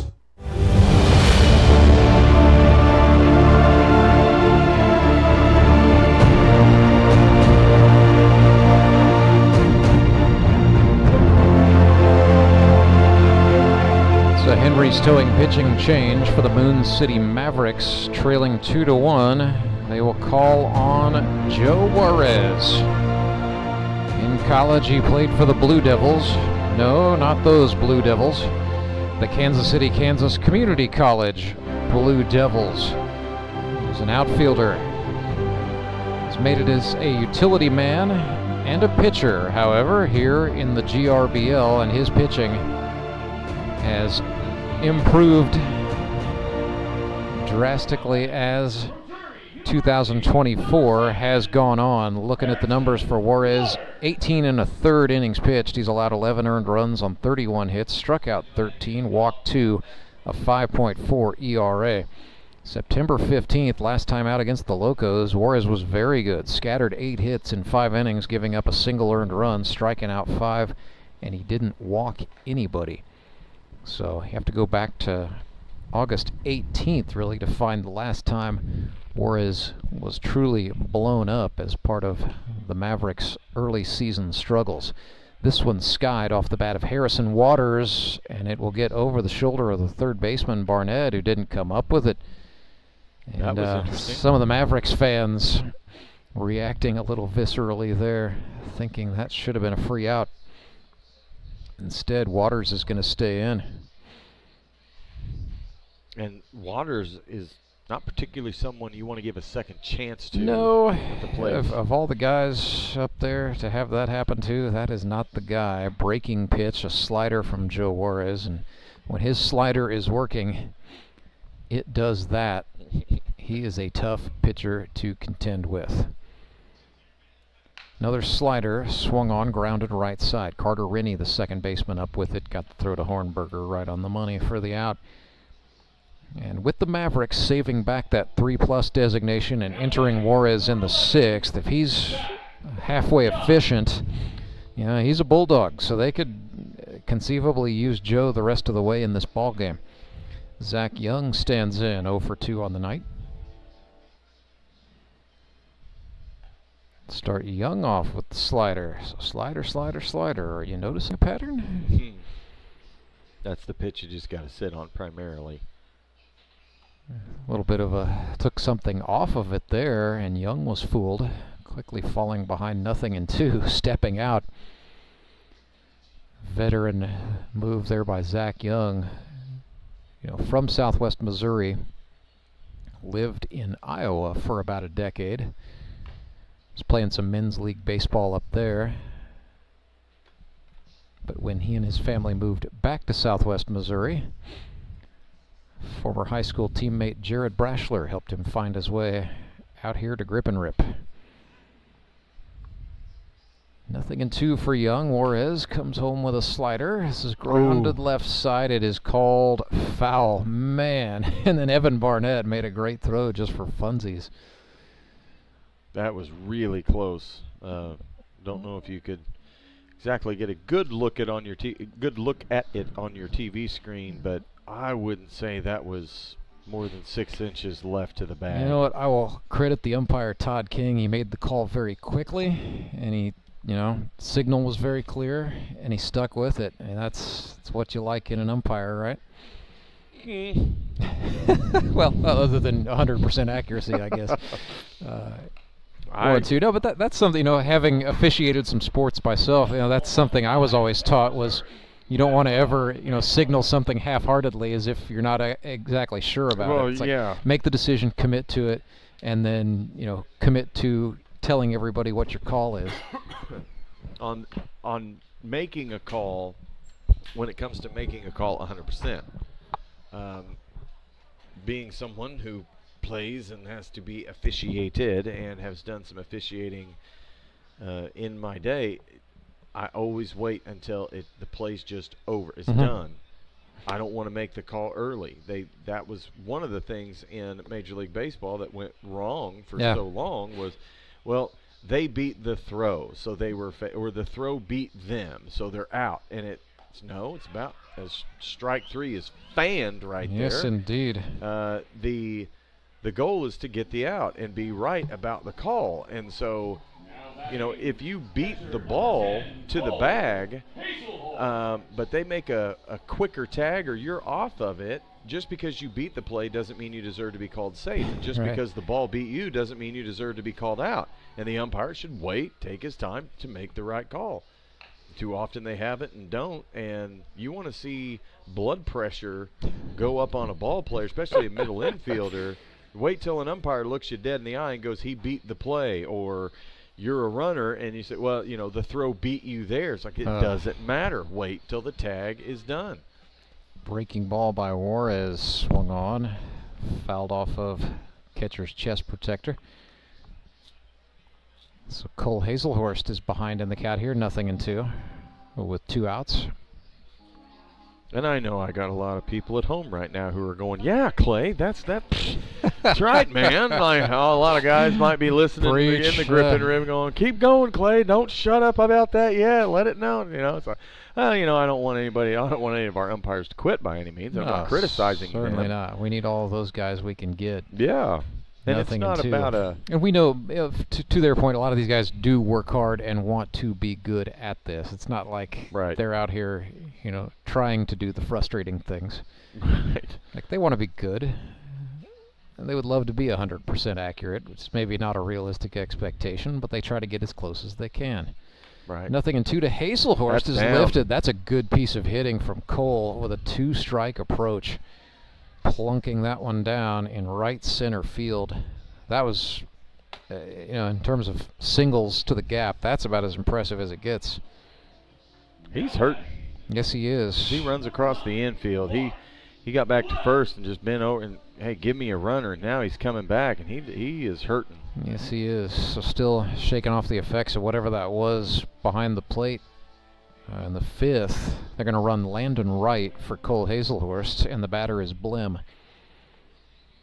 So Mark Blim 0 for 2. It's his first look tonight at Joe Juarez.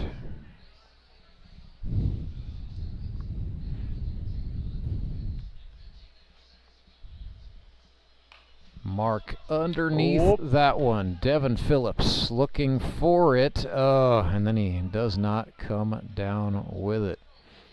Well, there's a little bit of sort of confusion on the takeoff, I guess, as the umpire Todd King was trying to get out of his way. But to be clear, that's not King's fault whatsoever.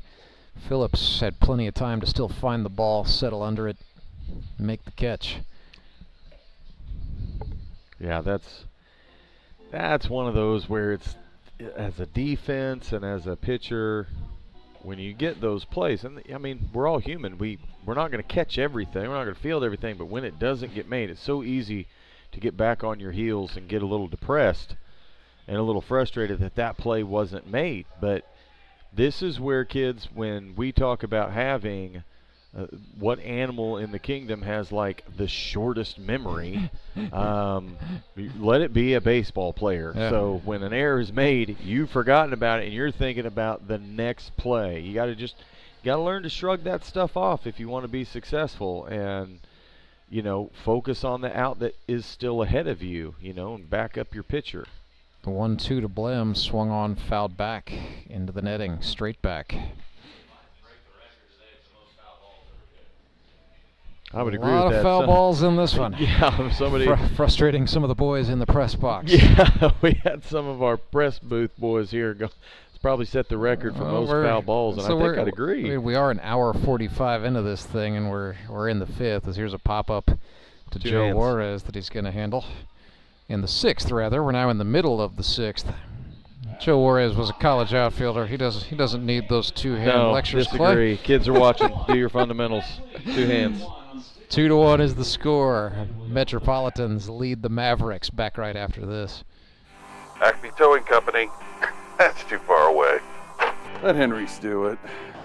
Nah, we're ready to close. Let Henry's do it. Henry's is ready to take your call right now. From compacts to semis, Henry is here to help 24/7. Save yourself the hassle and make us your first call. Henry's gets there fast, offering multiple locations to serve the Ozarks. When you're stuck on the side of the road, make the right call. Let Henry do it. Support local, give local. We hear it all the time, and when it comes to blood donation, there's an easy way to make sure your gift is being used in your community. Donors with Community Blood Center of the Ozarks provide every drop of blood, platelets, and convalescent plasma to patients in over 40 area hospitals. How do I know why that's important? Because my youngest daughter, Jocelina, is alive today thanks to local blood donors. Find out how you can help at cbco.org. Local donors, local patients. That's the Community Blood Center of the Ozarks difference.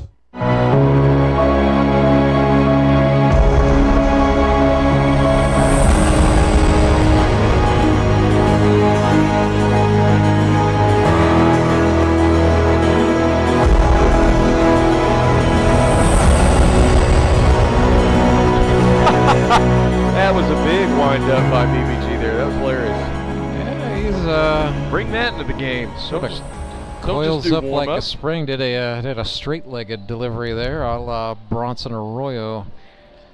And we've seen, BVG has actually calmed it down a little bit, believe it or not. For a while there, a couple of years back, he fancied himself as Johnny Cueto. He, did everything but rock the baby. Oh. He's mellowed out, I think. Thank you for getting rid of that before I got up in I think here. perhaps... Well, I think perhaps at the behest of his manager, he's simplified his approach a little bit. Here's Nick Bacon, 1 for 1 on the evening. Had a single his first time up. Yeah, I had to simplify my wind-up for here, and I've only thrown like 1.5 innings. But when I was younger, I had a really high leg kick, like Nolan Ryan. And my dad used to just yell, "Quit kicking your leg so high." The crazy thing was, it just felt natural to me. Yeah. And when I was hosing some guys down, throwing some gas, it was like, I'm staying with it because but I wanted to be Nolan Ryan. Obviously, I mean, that's a pipe dream. I think every kid our age did. Yeah, and it was fun to do, and I worked on my balance so it felt natural, but it threw everybody else off. And now if I try to go out there and do it, I'll probably snap both hamstrings. Nick Bacon sends one right side to the second baseman, Broadstreet, and then the ball got away from the first baseman, Young. Check that. Yeah, that's Broadstreet. Okay. Almost assigned the mistake to the wrong guy. E4. So there goes a hitting streak for Bacon, but he is on, and he is the tying run. Back to the top of the order go the Mavs, and Joe Juarez 0 for 1 tonight with a walk. Yeah, his first at bat, I mean, it was like 4 or 5 pitches, just boom, boom, boom, walk. And his second at bat, it was 1-1 count swinging. I mean, he's an aggressive hitter, but he will hit it anywhere too. With a guy on right now, you're wanting to get that 1 run back at least to turn it from a 2-1 ball game back to a 0-0 ball game. And this is the guy that can do it, and you know that you got your 2 and 3 and 4 hole coming up behind you. Go up there and see something, good hit. Bacon takes off. Juarez chops one foul. Well, Nick got a good jump. Yeah, he did.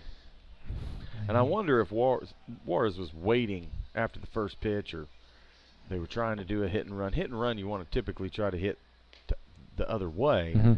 But you do want to take a pitch or two when there's a guy on first that can run. Give him an opportunity to steal that back, Juarez shows bunt. Pitch goes outside. It's a fastball. Hazelhurst took an extra second there.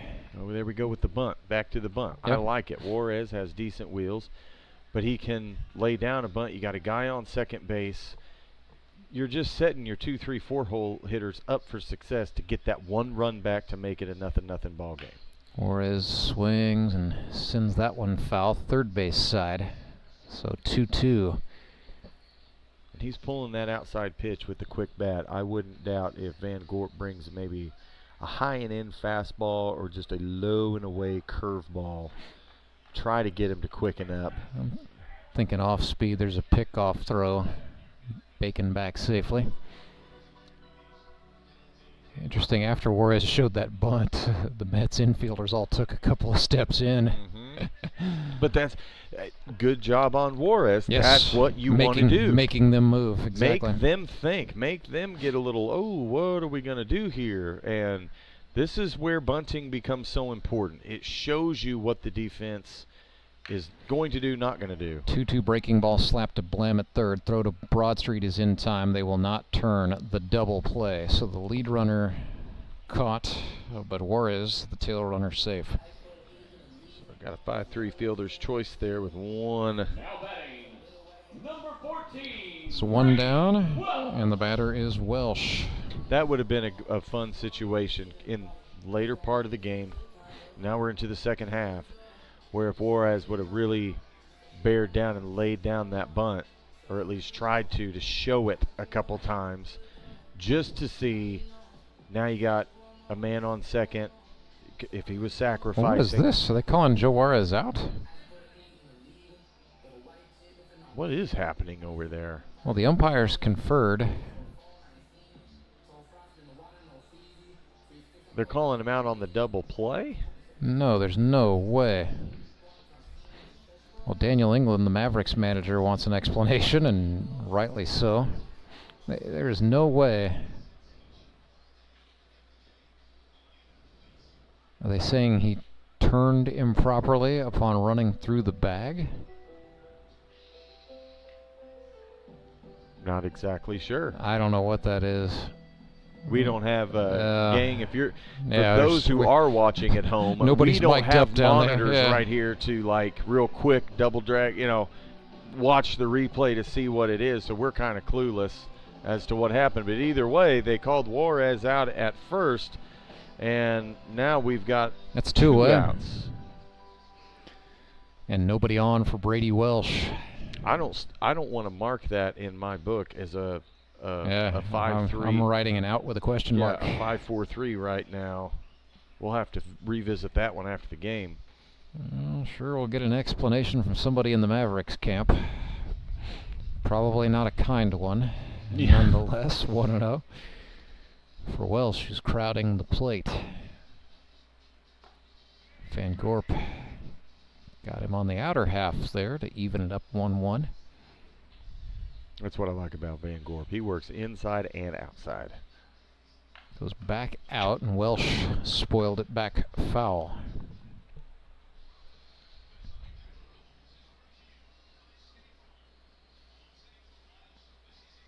It's Brady, 7 hits for Moon City a season ago.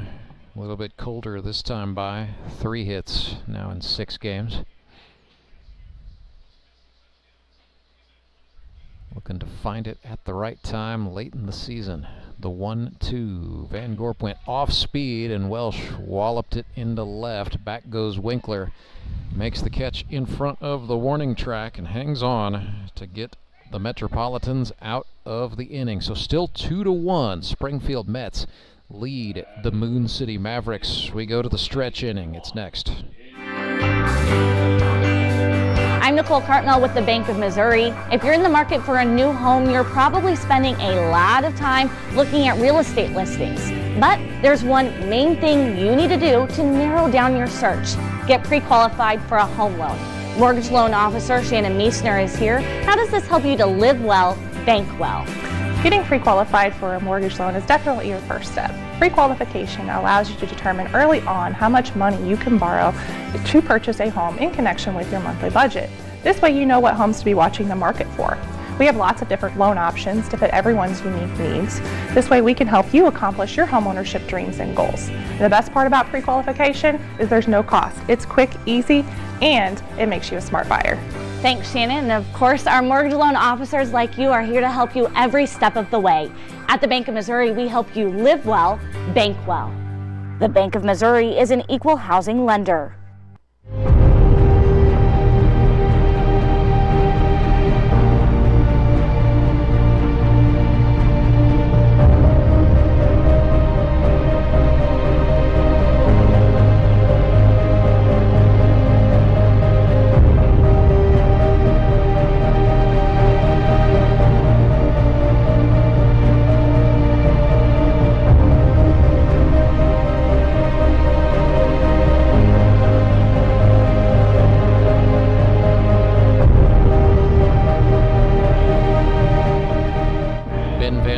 comes to the dish for the Metropolitans. They lead this thing 2-1 as we get ready to start inning number 7 under the lights on baseball night in the Ozarks. 6 hits tonight for the Mets, 3 for the Mavericks. 3 errors committed between the teams, with the error battle actually favoring Moon City, but the scoreboard favors the Metropolitans for the moment. Here's a grounder to Evan Barnett, and the third baseman one-hopped it. That ball never made it into the mitt of the first baseman, Hornberger. It caromed off the front of the bag, and Van Gorp is safe. E5 on the board. Well, that makes the aforementioned error battle even. And the Mets looking for some insurance here. Dalton Winkler knows about that as he's sponsored by State Farm agent Carla Woods in Buffalo, Missouri. Landon Wright is running for the pitcher Van Gorp as Winkler, the left fielder, stands in. Winkler waited back on an off-speed pitch, ended up lining it to third where Evan Barnett hangs on. The silliest goose, as his former teammate Harrison Broadstreet likes to call him. Some sort of after-effect gyration upon making the catch. Nonetheless, 1 away. Runner on is Wright for the Mets, and the batter is Grant Cundiff. Watches strike 1 go past. Cundiff 1 for 2 on the evening with a double. Counts now 0-2. Strike with a fastball on the outer half. Okay, so I'm back. Ah. Ran all the way to the dugout to figure out what the deal was there as to why they were calling Your Honor, what's the out. verdict? He didn't, it was obstruction at the double play. He did not try to get out of the way. You're supposed to either slide or veer out of the way, and he did not do Bacon that. So ran. I see. Yep. Carter Rennie dove, keeping that ball from getting to the outfield. They're going to try to get right, and they get the lead runner. What a job by the Mavericks second baseman, Carter Rennie. Taking a man out of scoring position on a 4-6. So 2 gone and Dave Allen bats. So was that Winkler who got out at second? That was. And or no, check that. That was right. He was running for Van Gorp, who reached on an error. Okay, I was running across the stadium. Yes. I'm a little bit behind. Winkler lined out. Okay. And then you got a fielder's, what'll go down as a 4-6 there. Okay. Carter Rennie to the shortstop, Welsh.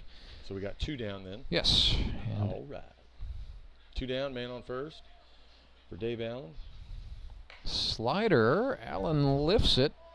Rennie did a nice job ranging over, making the grab. Big inning for the Mavericks second baseman, Carter Rennie.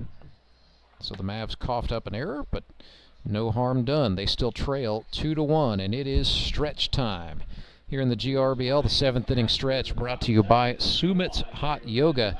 At Sumit's Hot Yoga, you are going to feel awesome. Acme Towing Company. That's too far away. Let Henry's do it. Nah, we're ready to close. Let Henry's do it. Henry's is ready to take your call right now. From compacts to semis, Henry is here to help 24/7. Save yourself the hassle and make us your first call. Henry's gets there fast, offering multiple locations to serve the Ozarks. When you're stuck on the side of the road, make the right call. Let Henry do it. I need a change. My workouts are too boring. Oh, I've got an amazing workout for you. Hot yoga. I've lost weight and I'm more flexible. Try our community classes for only $8. Sumit's Hot Yoga. You are going to feel awesome.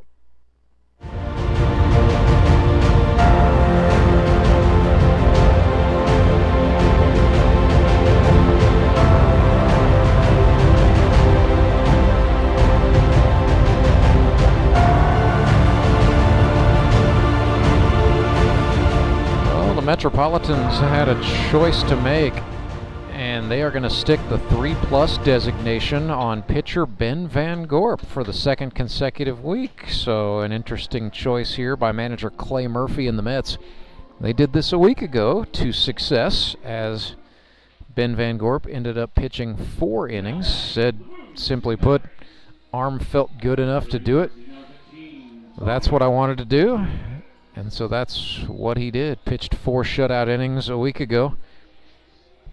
He's got an opportunity to face Tony Lewis right here in the left-handed batter's box for the Mavericks. Whoa, and he ended up throwing behind. Okay. Tony Lewis, I should note, was he actually managed Van Gorp a couple times in his career. So okay. That was a pitcher throwing behind his former manager in GRBL context, and then he worked back outside to miss, so it's 2-0. That's where you tell him, I was just doing what you taught me, Coach.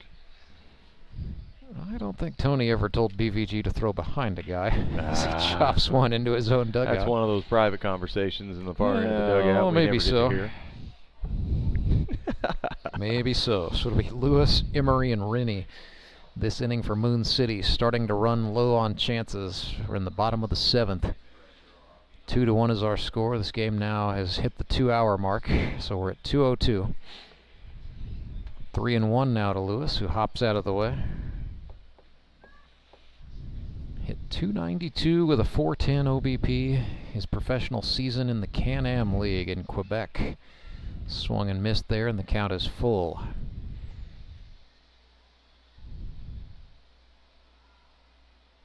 Is his back foot outside the batter's box? Oh, nope, it isn't. No. It's tail back, but it's in there. Okay, because I was trying to look between the stems of the umpire and the catcher. You're looking at the other line. Yeah, it's the catcher's box. Gotcha. The line is right there. So yeah, Tony's got that back foot, and now time is called. What is occurring exactly? 3-2. Back in there. Here's the payoff pitch. Missed outside, and Tony Lewis will take the walk. So the tying run on again for the Mavs. They have stranded it twice. But an opportunity for Joe Emery. 0 for 1 tonight with a fly out to left and a walk. So 4 for 14 on the season is Joe. Has a master's degree in kinesiology. Swings and chopped way out in front of that to the shortstop. They won't get the lead runner. It's just a 6-3 put out. Does move a man up into scoring position. Not liking the swing at the first pitch there, Claybo? No, wasn't really. Not really liking that one, let alone I mean, of course, I guess, this is part of the numbers game of baseball. It worked out. It was basically like a sacrifice bunt without being a sacrifice bunt. You still got your man moved over. But by golly, you're only a couple feet away from a full-on double play. Yeah. First pitch, ground into a double play. That's something you don't want to do, children. Here is Rennie. 0 for 2 tonight, 3 hits for the season. Part of some heroics for the Mavs a week ago. Had a Texas leaguer that ended up being a double, and then later in the game scored the winning run against the Locos. Ahead 1-0 here, make it 2-0. That was a great game last week, and this one's turning out to be a great game. Another... Some people might not like 2-1 ball games, but I love give them. It to me. Yeah. All day. Good pitching, good little hitting, let your defense work. I just think that right there is baseball. It's very cerebral, maybe a little old-timey for some, but I dig it. 2-0 is outside. Harkens back to the days of yore. Yes. Casey Stengel would appreciate this. It's 3-0. And Van Gorp missed low, so with first base to give up, he obliges 2 walks this inning for Van Gorp. And the Mets might just, they got Clay Murphy waiting in the wings to enter at any point. I wonder if that was an unintentional, intentional. Well, it does set up the forces, yeah. Sure. Because you got Cran coming up. He's had a little bit of a tough night. But all it takes is for him to get a hold of one. But he knows where he's at in the lineup against the Mavs. At the same time, instead of just have a single guy on second, go ahead, put a guy on and get a double play. 0-1 to Ryan Cram after a foul ball. They go off speed, and Cram immediately 0-2. Swung and missed there. Looking like a smart move, perhaps, by BVG. Takes a look back at the runner, Lewis. Now comes home, another off-speed pitch. This is swung on and lifted into shallow center, but Harrison Waters, oh boy, looked dangerous for a split second there, but it's Dirty Harry hanging on. He got what he wanted, the fly ball, and that was high enough. I mean, that right there, to me, ball hits a certain altitude. That shouldn't be a problem to get caught. He's not playing tremendously deep or anything, so that was just a routine. But you know, deep down, he was thinking, oh, I'd love for Tony to try to take third on this, you know. Lewis ran smartly and got back. So here's Devin Phillips with 2 on, 2 out in a 2-1 ball game. Phillips 1 for 1 on the evening. Swings at the first offering from Van Gorp and fouls it back over the screen. It's the closest one that's gotten up here. Yeah, I was a little surprised after we took one off the bulletproof glass pretty early on in the day when the guys over on in the other compartment wanted to put the windows up. I said, after what happened earlier, are you sure? Fastball over the head of Mark Blim. Down the line it goes. Lewis is going to come score. Rennie will woe up at third, and we are tied. Devin Phillips delivers an RBI base hit for the Mavericks, and it is 2-2. That was a great hit, and good for Tony to be on his horse. Soon as that ball took off, Tony just started running, put his head down, make it all the way home for a run. So now the Mavs have accomplished one objective of getting the run back to tie up the ball game to make it 2-2. But now you got guys at second, you got guys at third, and you got Sam Hornberger. It's like, all right, are we going to blow this lead open a little bit? That, of course, would be Hornberger's intent as he swung with bad intentions there over the top of a pitch that had some sink about it. 0-1. So Hornberger 0 for 2 tonight after a fierce battle with Van Gorp last time. That is swung on and flared foul. So Hornberger has flown out to left and struck out, but has worked deep in the count each time, and here he is, another 2-strike approach. Van Gorp would like to get Hornberger right here, right now on this pitch and just get out of the inning. The 0-2. Outside. Nice job by Rennie taking off, trying to just do whatever he can to get in Ben Van Gorp's head a touch. And that is a great thing to do. The number one rule you got to remember if you're going to take off, when that ball gets to that catcher's glove, you got to turn around and book it back to third, so you don't get backdoored by the third baseman. A lot of guys they'll fake that run down the line, and they'll get 15, 20, 30 feet off the bag, and they don't think that catcher's going to turn around and try to rifle one and backdoor him. And that's, you want to come off the bag, and like we've talked about, kids, your initial lead wants to be the same distance that third baseman is off the bag. Yeah, Rennie a little conservative with his lead here. Yeah, once the pitcher he's now goes walking in the as Van Gorp winds. Comes home with the 0-2. Down on strikes goes Hornberger. It's a dropped third strike, but Hazelhorst will make that play. But you want to get your initial lead, the distance of the third baseman off the bag, then get your secondary. And if you want to act like you're taking home plate, that's okay. If you just want to do a shuffle step, great. But as soon as that ball crosses the plate and that catcher has it, bust your butt and get back to third so you don't get backdoor thrown. So 2-2 is the score. Mavericks tie it up on an RBI single off the bat of Devin Phillips. We go to the 8th. Something's got to give.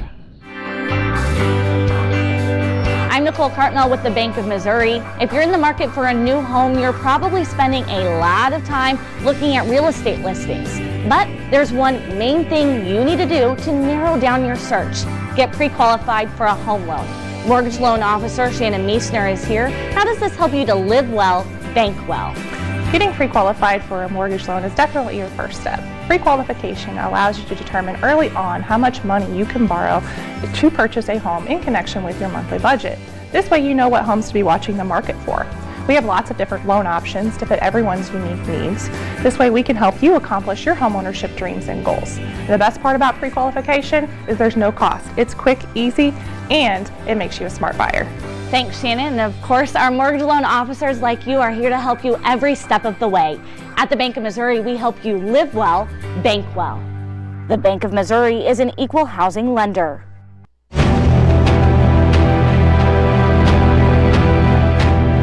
Top of the order coming up for the Springfield Metropolitans. 2-2 our score in the 8th. It'll be Clay Murphy, Harrison Broadstreet, Harrison Waters for the Dark Empire. Joe Juarez still on the mound for Moon City. Oh, sorry. There you go. No, okay. As a die-hard Cardinal fan, those guys are nice down there, but I hate all things Mets. I'm just really glad they're not wearing the blue or doing the pinstripe or. I've told my friends, there's 3 teams as a Cardinal fan. Ooh, just foul. But 3 teams as a Cardinal fan you cannot like. So if you're out there, kiddos, and you're a Cardinal fan, I'm giving you 3 teams right now. No matter what, you cannot like. You cannot like the Mets. You cannot like the Dodgers. You're really not supposed to like the Cubs, but we've kind of leveled off with the Cubs in recent years and been a nice friendly rivalry.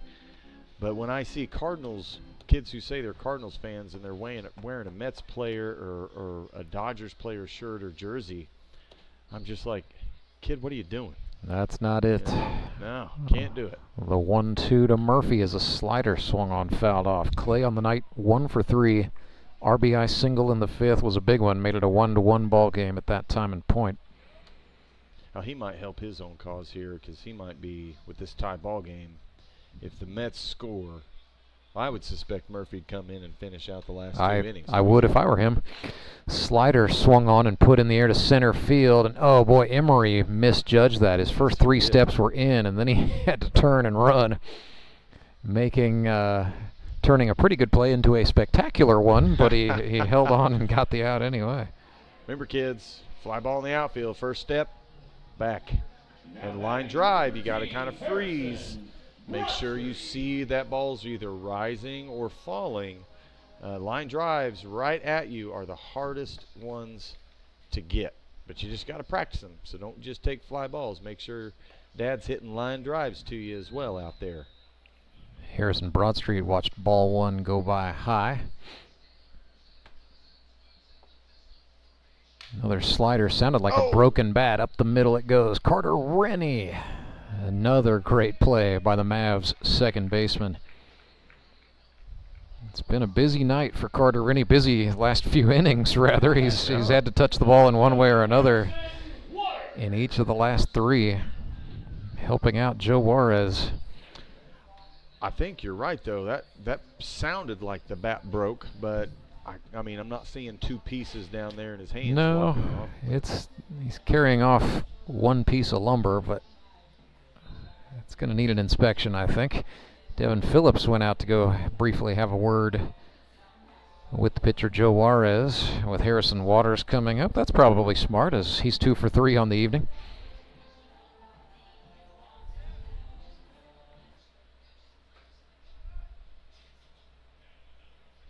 Harrison Waters now with 49 hits in his career. So if he can get one right here, he'll be the 2nd man today to join the 50 club. Swing and a miss. Keep the front shoulder closed. Waters has been in the GRBL since 2020.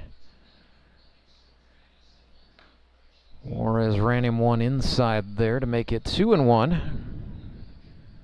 Harrison and his wife Bree just celebrated the arrival of kid number 3 this past off season. There's a slider, no. 3-1.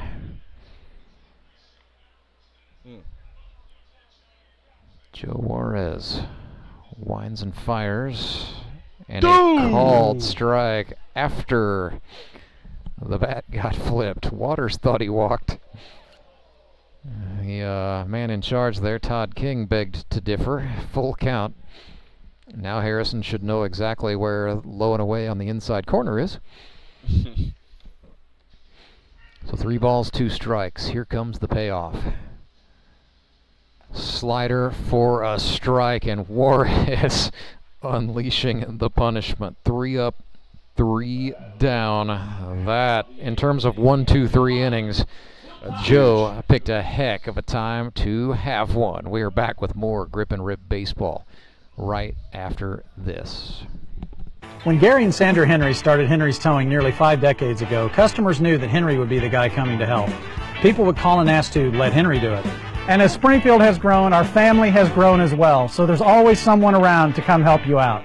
Everyone at Henry's is a member of the family, fully trained and as dependable as the original. With a family this size, help is always right around the corner. So if you find yourself in need of roadside assistance, remember to call the name you've grown to know and trust. Remember to let Henry do it! I need a change. My workouts are too boring. Oh, I've got an amazing workout for you. Hot yoga. I've lost weight and I'm more flexible. Try our community classes for only $8. Sumit's Hot Yoga. You are going to feel awesome!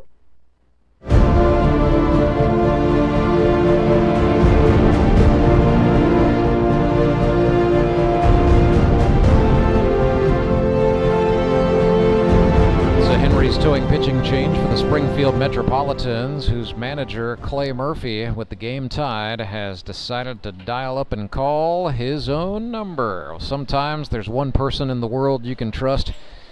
That's got to be yourself, right? Clay Murphy in 2024, 12 1/3 innings. He's allowed 4 earned runs on 12 hits, struck out 9, has an 0-1 win-loss record with a 2.92 ERA. Prior to that, 105 innings scattered across 4 seasons, just 12 earned runs in that time frame. So the career ERA has taken a hit here in 2024 for Clay Murphy, up from a minuscule 1.03.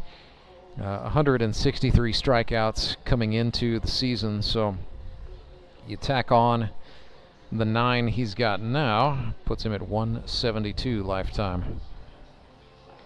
Well, and right now, coming into, bottom of the 8th inning, you still got one more shot with your team.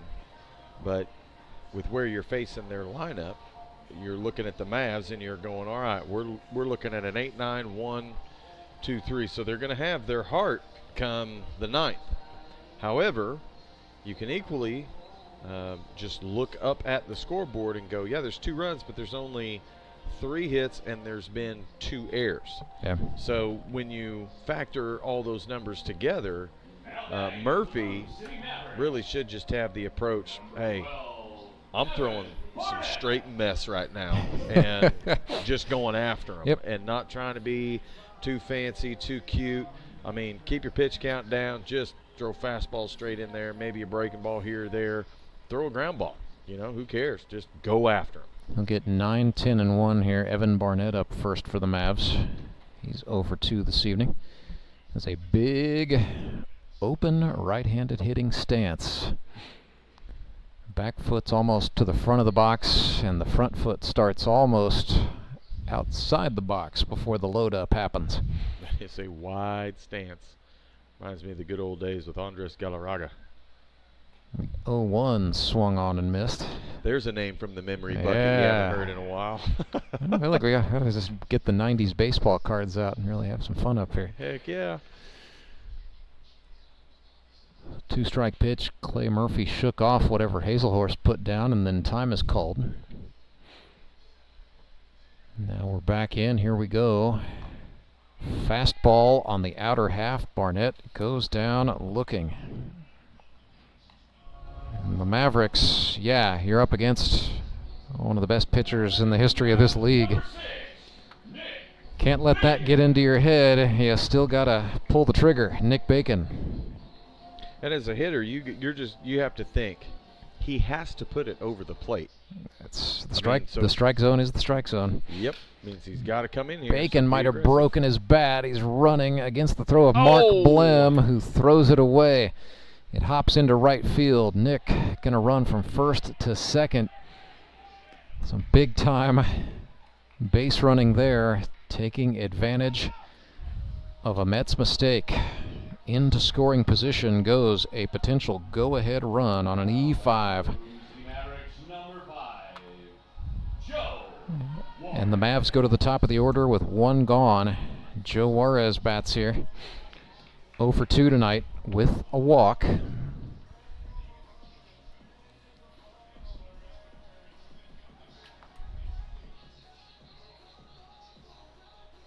Top of the lineup, man on second base. You got a pretty powerful, strong, aggressive hitter. If I were Clay, I'd think, you know what? I'm still just going after him, not trying to pitch around him or be too cute. Nothing and nothing to Juarez. Started him with a fastball. This is to the shortstop. Winkler up with it. His throw. That will not go into the glove of the first baseman, Zach Young. Bacon will woe up at third. Nice job by Cundiff to get the throw into the plate, and Hazelhorst averting further disaster, but that is back-to-back mistakes by the Metropolitans here in the 8th in a tie ball game. He's wanting to tell his pitcher, I'm sorry. Pitcher right now is going, says, I don't want to hear don't that. Even go near me. Don't even look at him. And they intentionally walked Brady Welsh to load him. So that's going to bring up Michael Barnes, who re-enters. 1 out, bases chucked in the 8th. I mean, this is huge for the Mavs right now. You got 1 out, second and third. You've got your 2-hole hitter, you know, your 3 and 4 right behind you. Don't try to overpower your swing against Murphy. You got to think short, quick bat. Yep. Put the ball in play. Force this defense to make the out. You just need one. You need one. I was going to say, get it into the outfield, and they are crowding in on Michael Barnes, trying to take away, you know, pretty much anything on the infield, I have to think, is coming to the plate. So here we go. Slider. No, that's called high. Or no, it's called in to Michael Barnes. Murphy's wanting to know where that one's at. Yes, he did, and Todd King obliged by signaling to him. So the 1-0. Another slider. That's up the middle. It's off Murphy's glove. Winkler has it. Throw to second for 1. They throw to first and turn 2. And the Mets survive with the double play. A 6-4-3.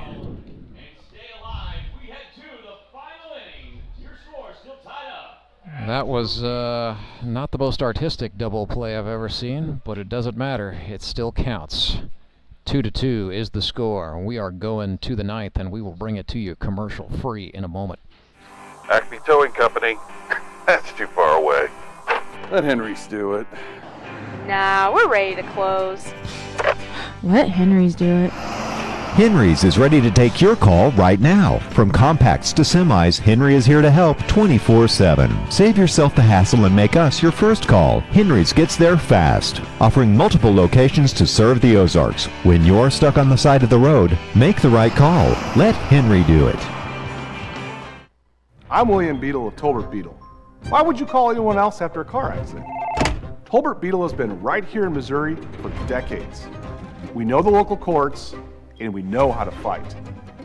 You don't pay us a penny unless we win money for you. And we're not satisfied until we secure the largest settlement possible. With millions of dollars recovered, you know who to call. Tolbert Beadle, when you need justice.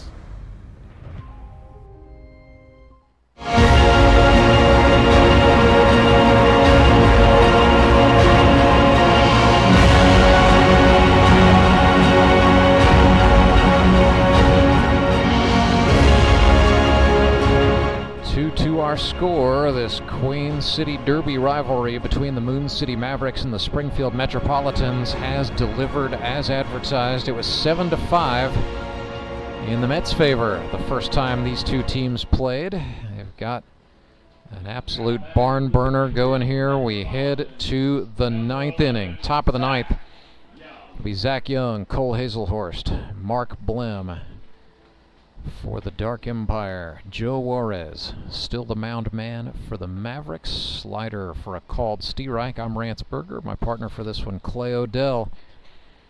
This is absolutely delivering, Claybo. Man, you're not kidding. Nothing in one to Young. A slider for a swinging strike.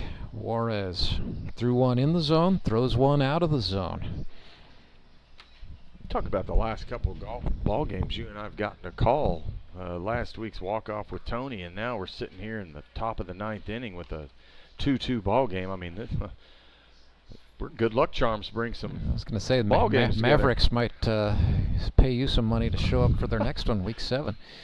1-2 to Zach Young, swung on and missed. Joe Juarez gets him on strikes. That was a good pitch, just low and Was outside indeed. fastball. Joe's got 3 strikeouts on the evening. Doesn't tend to strike out a lot of batters.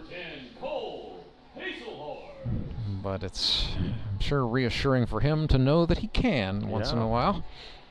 Hazelhorst is 1 for 2 with a single and a walk. Juarez starts him with the slider, but it's a ball. Hazelhorst seeming to confirm that that was out of the... Yeah, kid, take your 1-0. Get in there. Swings and lifts this one in the air to left. Ryan Cram got a good jump on it and tracked it all the way for the second out. So Hazelhorst is down, brings up Blim. Number 9, Mark Blim. 0 for 3 tonight, Blim. Might be due. I'd say he's very.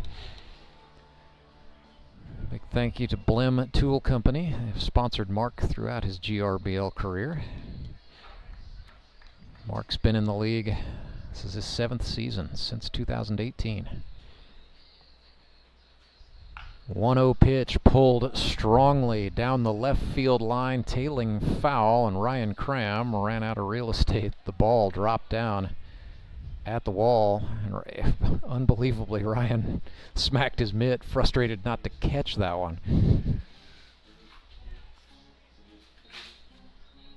That's a long run to make that. Yeah, you shouldn't get that's too kind of upset what I was with thinking. himself, Dude, he just missed this hit too, and it didn't sound solid. I thought, oh no, if he would have teed that one up, he might have put him ahead. it was a loud strike, and then Juarez battling right back. Slider on the outer half for strike 2. Don't be looking inside. I'd be looking outside to drive the other way right now. They do throw the hook, but it's high and out of the zone. Not a bad idea from the battery, Phillips and Juarez there. But we're even up 2-2 with 2 outs. Top of the 9th in a 2-2 ball game. Again, the slider away. He was leaning. Yeah, saw the knees even buckle a little bit there, but it's outside. 3-2. Juarez comes home. They go inside and just tied him up with a beauty. 2 strikeouts in the 9th for Joe Juarez. Okay, what did I just say? He doesn't strike out a lot of batters. But saved a couple of there. Well, it looked like he wasn't. He fooled him. He was looking outside, and that pitch was in, and he, oh no, half check swing and just rotate the body to finish it. And, ooh, tough out. So we will keep it here. Commercial-free 9th inning presented by Central Bank of the Ozarks. Clay Murphy to the hill for the Metropolitans. He'll face Joe Emery, Carter Rennie, and Ryan Cram for Moon City. We have not had a game go to extra innings all season long. Is this about to be the one? Maybe! Or do the Mavericks have another walk-off in it? Another walk-off? 2 games in a row? That could be... Hi! That could be crazy! That would make you want to open up a nice cold Budweiser after the game. Crazier than a mood made of cream cheese, am I right, Harry? I don't know. I know the cream cheese tastes mighty fine. So Clay Murphy, that's his job, get this thing into extras, and then he would be able to throw a would-be 10th, 11th, and 12th before the Mets would have a decision to make. Mavericks, on the other hand, would have to go to the pen. I suspect Brady Welsh would be that guy, at least to get it started. So for the people at home who may not know the rules, if Clay Murphy would have started in the 5th, then he would have pitched the 5th, the 6th, the 7th, 8th, and 9th inning. Right. 5 innings in regulation. Would he have to be pulled, therefore, in the 10th or 11th? Or, since it goes into extra innings, the clock restarts, basically, and he can keep pitching? So it's not a full reset, but I believe the rule is he could pitch the 10th, and then they'd have to make a move in the 11th. So they give you an extra for extras, if you will. Got ya. But since he did not start, no, he can keep cooking for quite a while, which is I think maybe what he had in mind in a tight ball game. You know, I've never been a fan of saving a pitcher strictly for, well, what if there's extras? But this is one of those situations where it just might pay off for the Metropolitans. We'll see. 1-1 for Joe Emery. He would like to just get it done here in the 9th, and we can stop talking about hypotheticals. Yeah, how about that? Yeah. Well, that would be fun. I'd love to see another walk-off because those are just so much fun. Fans love them. You know, obviously, the Mavs would love it as a confidence booster to get 2 in a row. But at the same time, baseball is baseball. You got to play the game and make it happen. But yeah, that'd be fun. That'd be great. Well, either way, somebody's going to get a big momentum-grabbing win. Whoever comes away in this thing, 3-1, swung on, fouled off. It's going to be huge for either club, just because in the GRBL North Division standings, Locos fell to 3-3 with a loss to the Suckers earlier today. So the Metropolitans at 2-3, trying to improve to 2-3. Mavericks trying to jump to 2-4 and knock the Mets down a peg. Emery chops one to third base. Mark Blem fires across. Safe is the call. And I'm not sure if the ruling is that Zach Young's foot came off the bag or if he did not possess the baseball at the time Emery crossed. He did not possess the ball. He had it, dropped out, and when he was trying to pick it up, he touched first, and he just happened to get his foot on the bag at the right moment right there. So here we are. Defensive woes continue as now the go-ahead run is aboard with nobody out for Moon City. What do you do if you're Carter Rennie? You move him over, right? That's exactly what I would do, situation. Emery just a short 3, make it a 4-step lead. Murphy comes home. Rennie showed bunt. They missed high and out of the zone. And then they try to do the back pick, or the backdoor throw. Nothing doing there. Is that a ball or a strike? Well, it looks like he's calling it the ball. Thought he got the ball, or thought he got the bat, rather, back in time as Murphy missed high. So 1-0. Do it again. Now a check throw, and yeah, I mean, of course they know Joe Emery's got speed, but he is not taking a Steelers lead at this point. Maybe on the next pitch. Now the lead is even shorter, and now another check. Don't mind that from Clay Murphy at this juncture. If he does it again, I might start to get a little heartburn. Well, he should know he's not going to go right here. Rennie shows bunt, and he popped the bunt over the net and into the seats. Almost caught the middle concourse there. Oh, the littlest guy in the park got the ball. Oh, and he just tried to throw it in the trash can. Dad was like, "Don't, that's a foul ball. That's a drink." That's 50 cents, man. Go get that. But hey, good job. You know, you see something that's out of place, put it in the trash can. More kids could definitely learn from that young fella. 100%. 1-1. Manners, kids. Little bit of levity in a tense situation. This time, Rennie gets the bunt down the first base side. Outstanding. And, oh my gosh, great bunt by Carter Rennie. Murphy had to field the ball, and by that point, it was too little, too late. Well, and Murphy hesitated. He came up on that and thought, "Oop, that might be bouncing and just roll foul." But then once it started to stay into fair play, he went, "Oh no!" Picks it up at that point. That's just too late. Rennie was 3 steps ahead and gone. So Emery advances to second. Rennie is at first. Speed on the paths for the Mavericks. Nobody out. And the batter is Ryan Cram.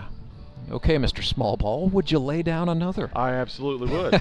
I knew you'd say it. I absolutely would. And the whole reason is, 1, they're probably not expecting it. 2, I want to force defense to make – you're going to have to get us out.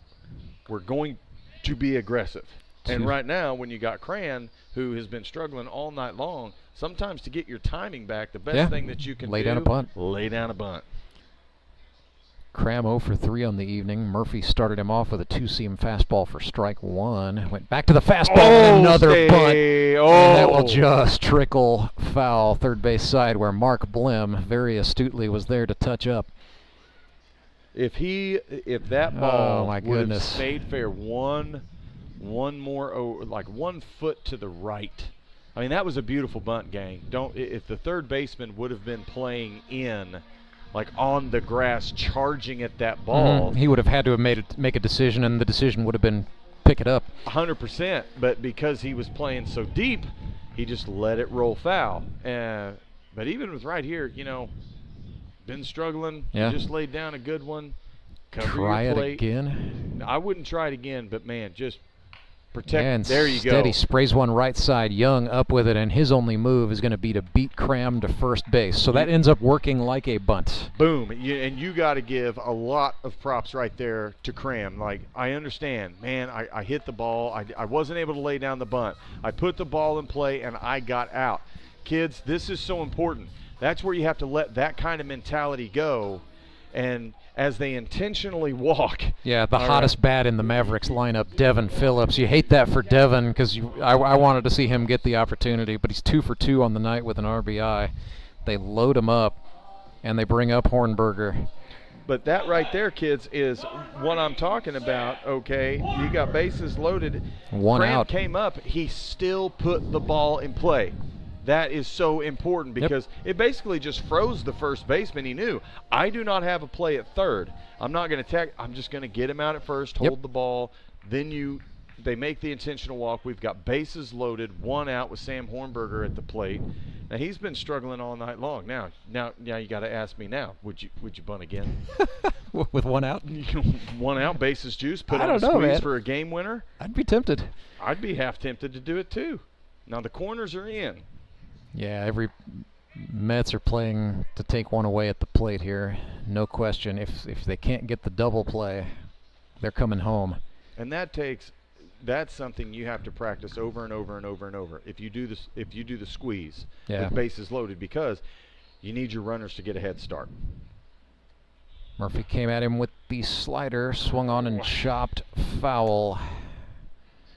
Big opportunity here for the Mavericks. Hornberger at the dish. Joe Emery, a potential game-winning run, 90 feet away at third. And these are the games, these are moments where, the old, like Jack Buck could get you so excited about, listen, he could just build it up. Here we are, we're going to do it. And this anticipation, everybody on the Mavs dugout right now, they're like, are we going to get this done?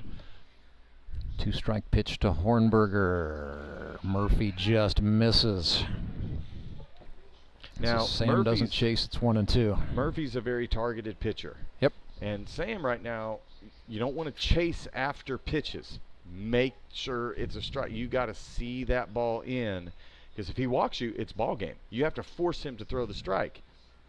Comes a 1-2. They set up the slider. Hornberger grounds it right side. Young up with it. Did not have the throw home, and the run scores. It's Emery. Hornberger flops safely into first. Emery scores. That was just took a splash to the face. Mavericks walk it off 3-2.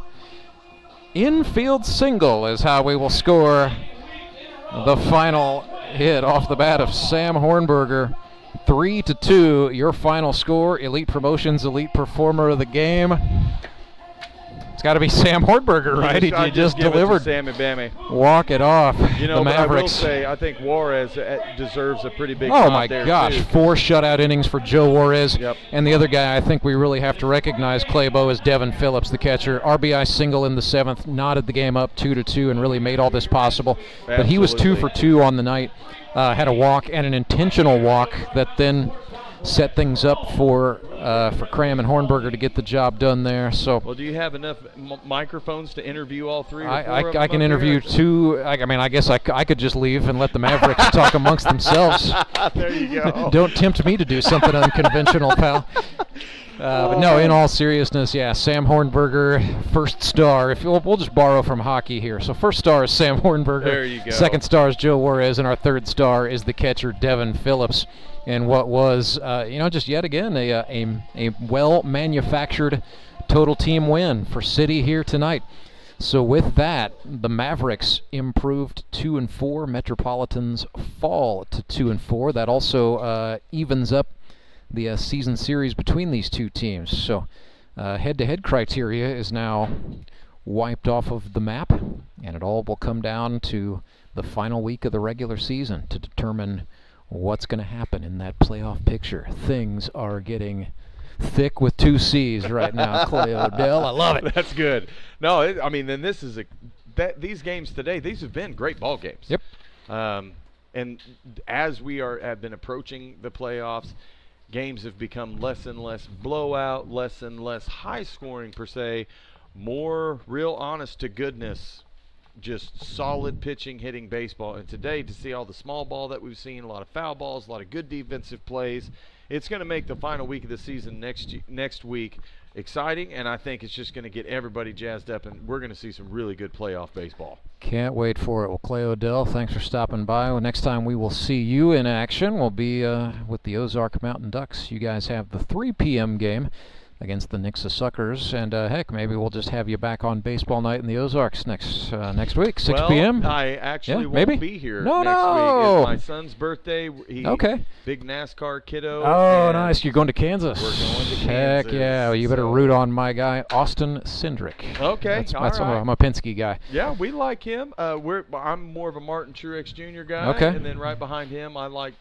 Kyle Larson and Chase Elliott. Yeah, okay. Larson took the Yeah, win last took night. a good win last night at Bristol, but So we're in the round of 12. We'll be out next week. No, that's but, good. Have a great time at Kansas, man. Yeah. Stay out of the casino, but enjoy the racetrack. Yeah, but I'll be back for hopefully some of the playoffs. Yeah, if the Ducks if we're not making a deep run, I'll do my best to be up here. Well, we will see you for the playoffs, and then it will just be TBD to determine when we'll see you again. But All right. great job, Rook. Keep it going. Thank we will you. step aside, come back, talk things over with some of the Mavericks, and bring you an excessive amount of analysis. That is coming your way next. Grip and Rip Baseball's Baseball Night in the Ozarks. Support local, give local. We hear it all the time, and when it comes to blood donation, there's an easy way to make sure your gift is being used in your community. Donors with Community Blood Center of the Ozarks provide every drop of blood, platelets, and convalescent plasma to patients in over 40 area hospitals. How do I know why that's important? Because my youngest daughter, Joselina,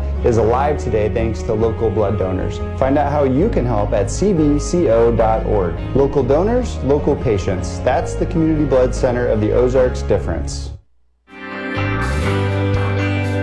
I'm Nicole Cartnell with the Bank of Missouri. If you're in the market for a new home, you're probably spending a lot of time looking at real estate listings. But there's one main thing you need to do to narrow down your search. Get pre-qualified for a home loan. Mortgage loan officer Shannon Meissner is here. How does this help you to live well, bank well? Getting pre-qualified for a mortgage loan is definitely your first step. Pre-qualification allows you to determine early on how much money you can borrow to purchase a home in connection with your monthly budget. This way you know what homes to be watching the market for. We have lots of different loan options to fit everyone's unique needs. This way we can help you accomplish your homeownership dreams and goals. And the best part about pre-qualification is there's no cost. It's quick, easy, and it makes you a smart buyer. Thanks, Shannon. And of course, our mortgage loan officers like you are here to help you every step of the way. At the Bank of Missouri, we help you live well, bank well. The Bank of Missouri is an equal housing lender. Acme Towing Company. That's too far away. Let Henry's do it. Nah, we're ready to close. Let Henry's do it. Henry's is ready to take your call right now. From compacts to semis, Henry is here to help 24/7. Save yourself the hassle and make us your first call. Henry's gets there fast, offering multiple locations to serve the Ozarks. When you're stuck on the side of the road, make the right call. Let Henry do it.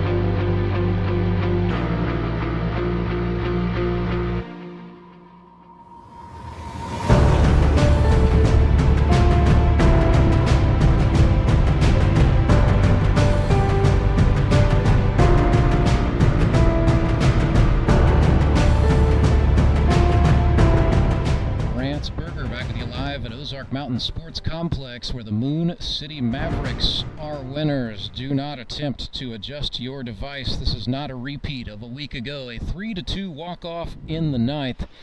And the Space Cowboys are victorious once again. Pleased to be joined by our Elite Promotions, Elite Performers of the game, Sam Hornberger with Michael Barnes. We've got Devin Phillips waiting in the wings as well. But let's start with starting pitching, Michael Barnes. Yeah. That's now in the Mavericks 2 wins. You've had 2 real quality starts.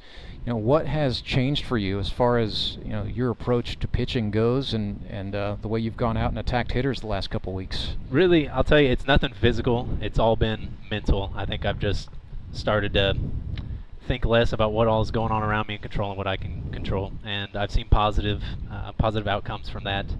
But nothing physical. It's all mental. Daniel England give you a sage pep talk, or? Yeah. Can you recount it to me as cleanly as possible? He's real good with his words. There's probably a firm pat on the back and get out there and do your job. Well, I feel like just watching from distance, it's like the approach is a little bit simpler, maybe. Just not trying to do as much and have a little faith, perhaps, in the guys behind you to get it done. It definitely is. So this is my 3rd season playing. First 2 seasons, I was a hitter. I didn't pitch. I pitched in college, and it was a weird adjustment because I expected to come out here and pitch well, but just haven't been able to, and I've finally been able to piece something together these last 2 weeks, so I hope I can keep it going.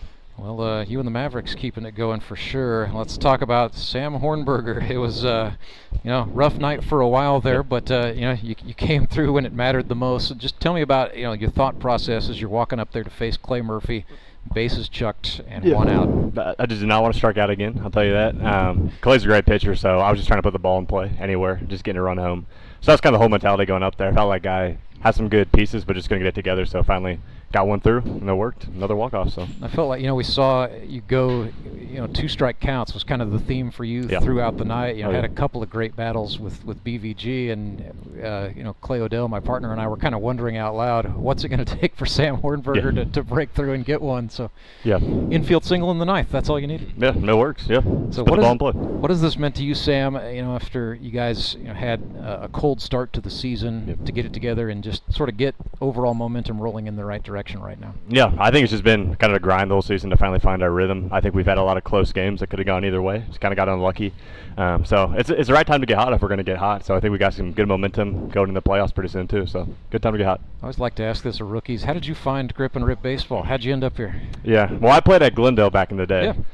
So I had a couple coaches like Tyler Goss out there used to play in the league and stuff like that. Oh yeah. So I heard about it back then, and then after I graduated college, I was like, I want to get out of softball and play some baseball. Let's get back to it. So that's kind of what happened. Yeah, that's all. We need more guys like you who stay around here, but go professional in something other than baseball. But absolutely. But still have that desire to play and stick with it. Well, Mikey B and Sam, before we bring in your backstop Devin Phillips, we'll get your thoughts next week, week 7. You get the Branson Showmen, who are 8-7 victors today. So two teams coming off of very close wins. Should be a pretty good tilt. Yeah, I know that they got a really good squad over there, and we're gonna have to step up. I think we're gonna have to keep on doing what we're doing. Pitching has been keeping us in these games, and then timely hitting. So we got to keep that up.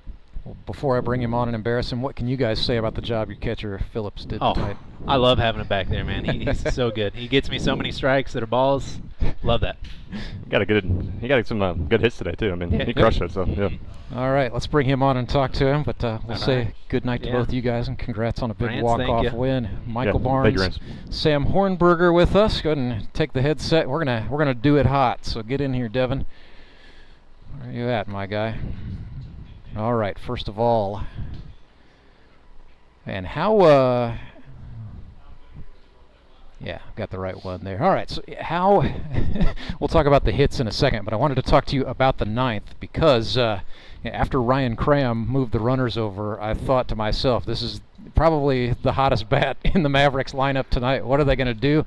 Were you hacked off at all when they opted to intentionally walk you? Yeah, I was. I was seeing the ball good tonight, and I already had my mind set on Clay's slider, and I was going to push it, and so I was waiting for my opportunity, but he didn't let me have it.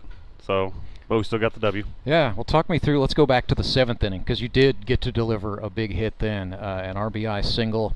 that ended up tying the game at 2-2 and made what happened in the 9th inning possible. What did you see in that sequence facing Van Gorp? He was pitching me inside a lot of the day, or most of the time. Mhm. 2 times I batted him against him. So that first pitch was also inside, and he came back with the same one. So I just turned on it quicker, got the barrel through, and line shot over third.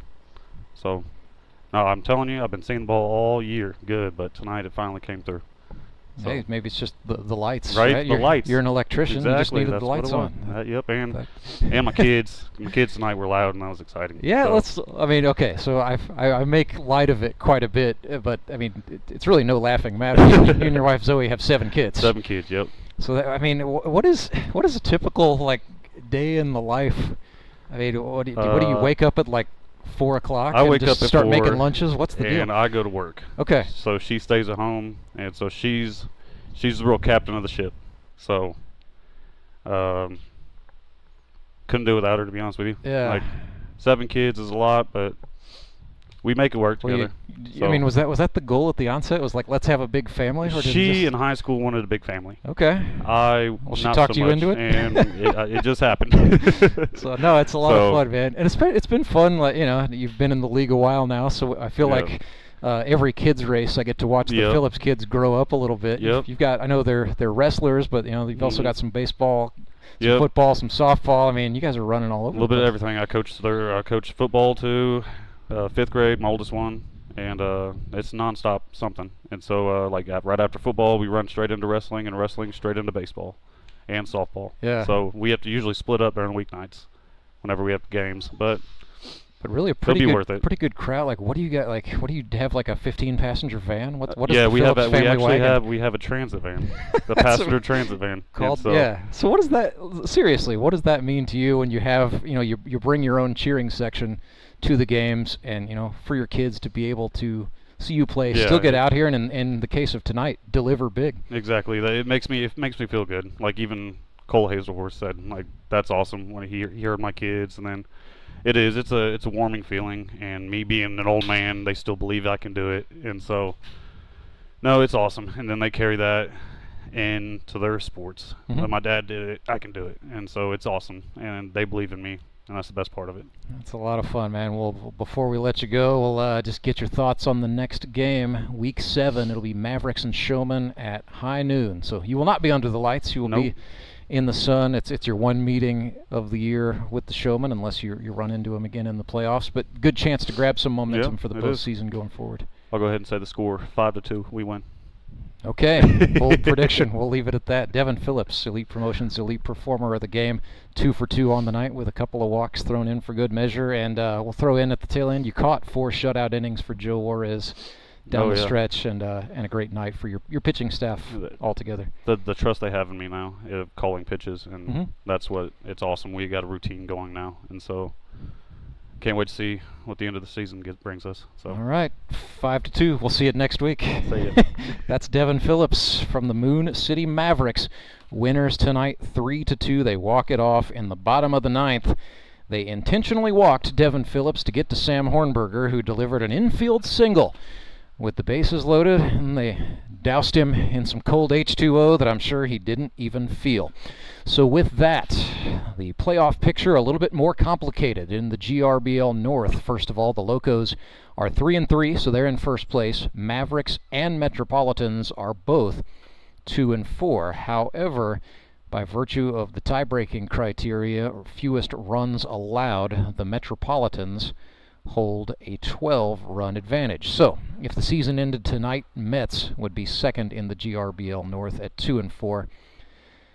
They do also have head-to-head criteria over the Mountain Ducks. So, skipping down to the GRBL South, Nixasuckers 5-1, firmly in first place at this stage of the game.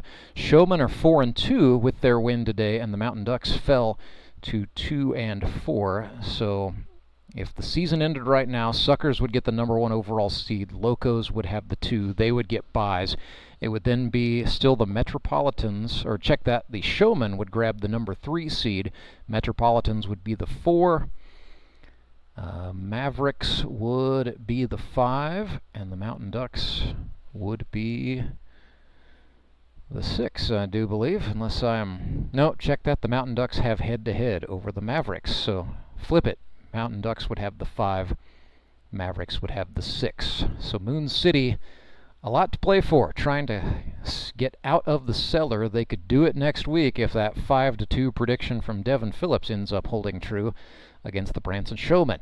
That's at high noon. The Ozark Mountain Ducks will play the Nixa Suckers in a rivalry game at 3 o'clock, and then the baseball night in the Ozarks game features the Springfield Metropolitans taking on the Republic Locos. Well, that's going to chase us. Be sure you follow the Grip and Rip Baseball League on social media, especially our Facebook page. That's where we will give you a full breakdown of the league standings headed into Week 7, plus some great previews of the matchups that lie ahead. It's been a great day for baseball here at Ozark Mountain Sports Complex. So for everybody involved, for our director Jacob House, for our executive producers Tony Lewis and Harrison Waters, and for my partner for this one, Clay Odell, my name is Rance Berger, wishing you a pleasant good night from Ozark, Missouri.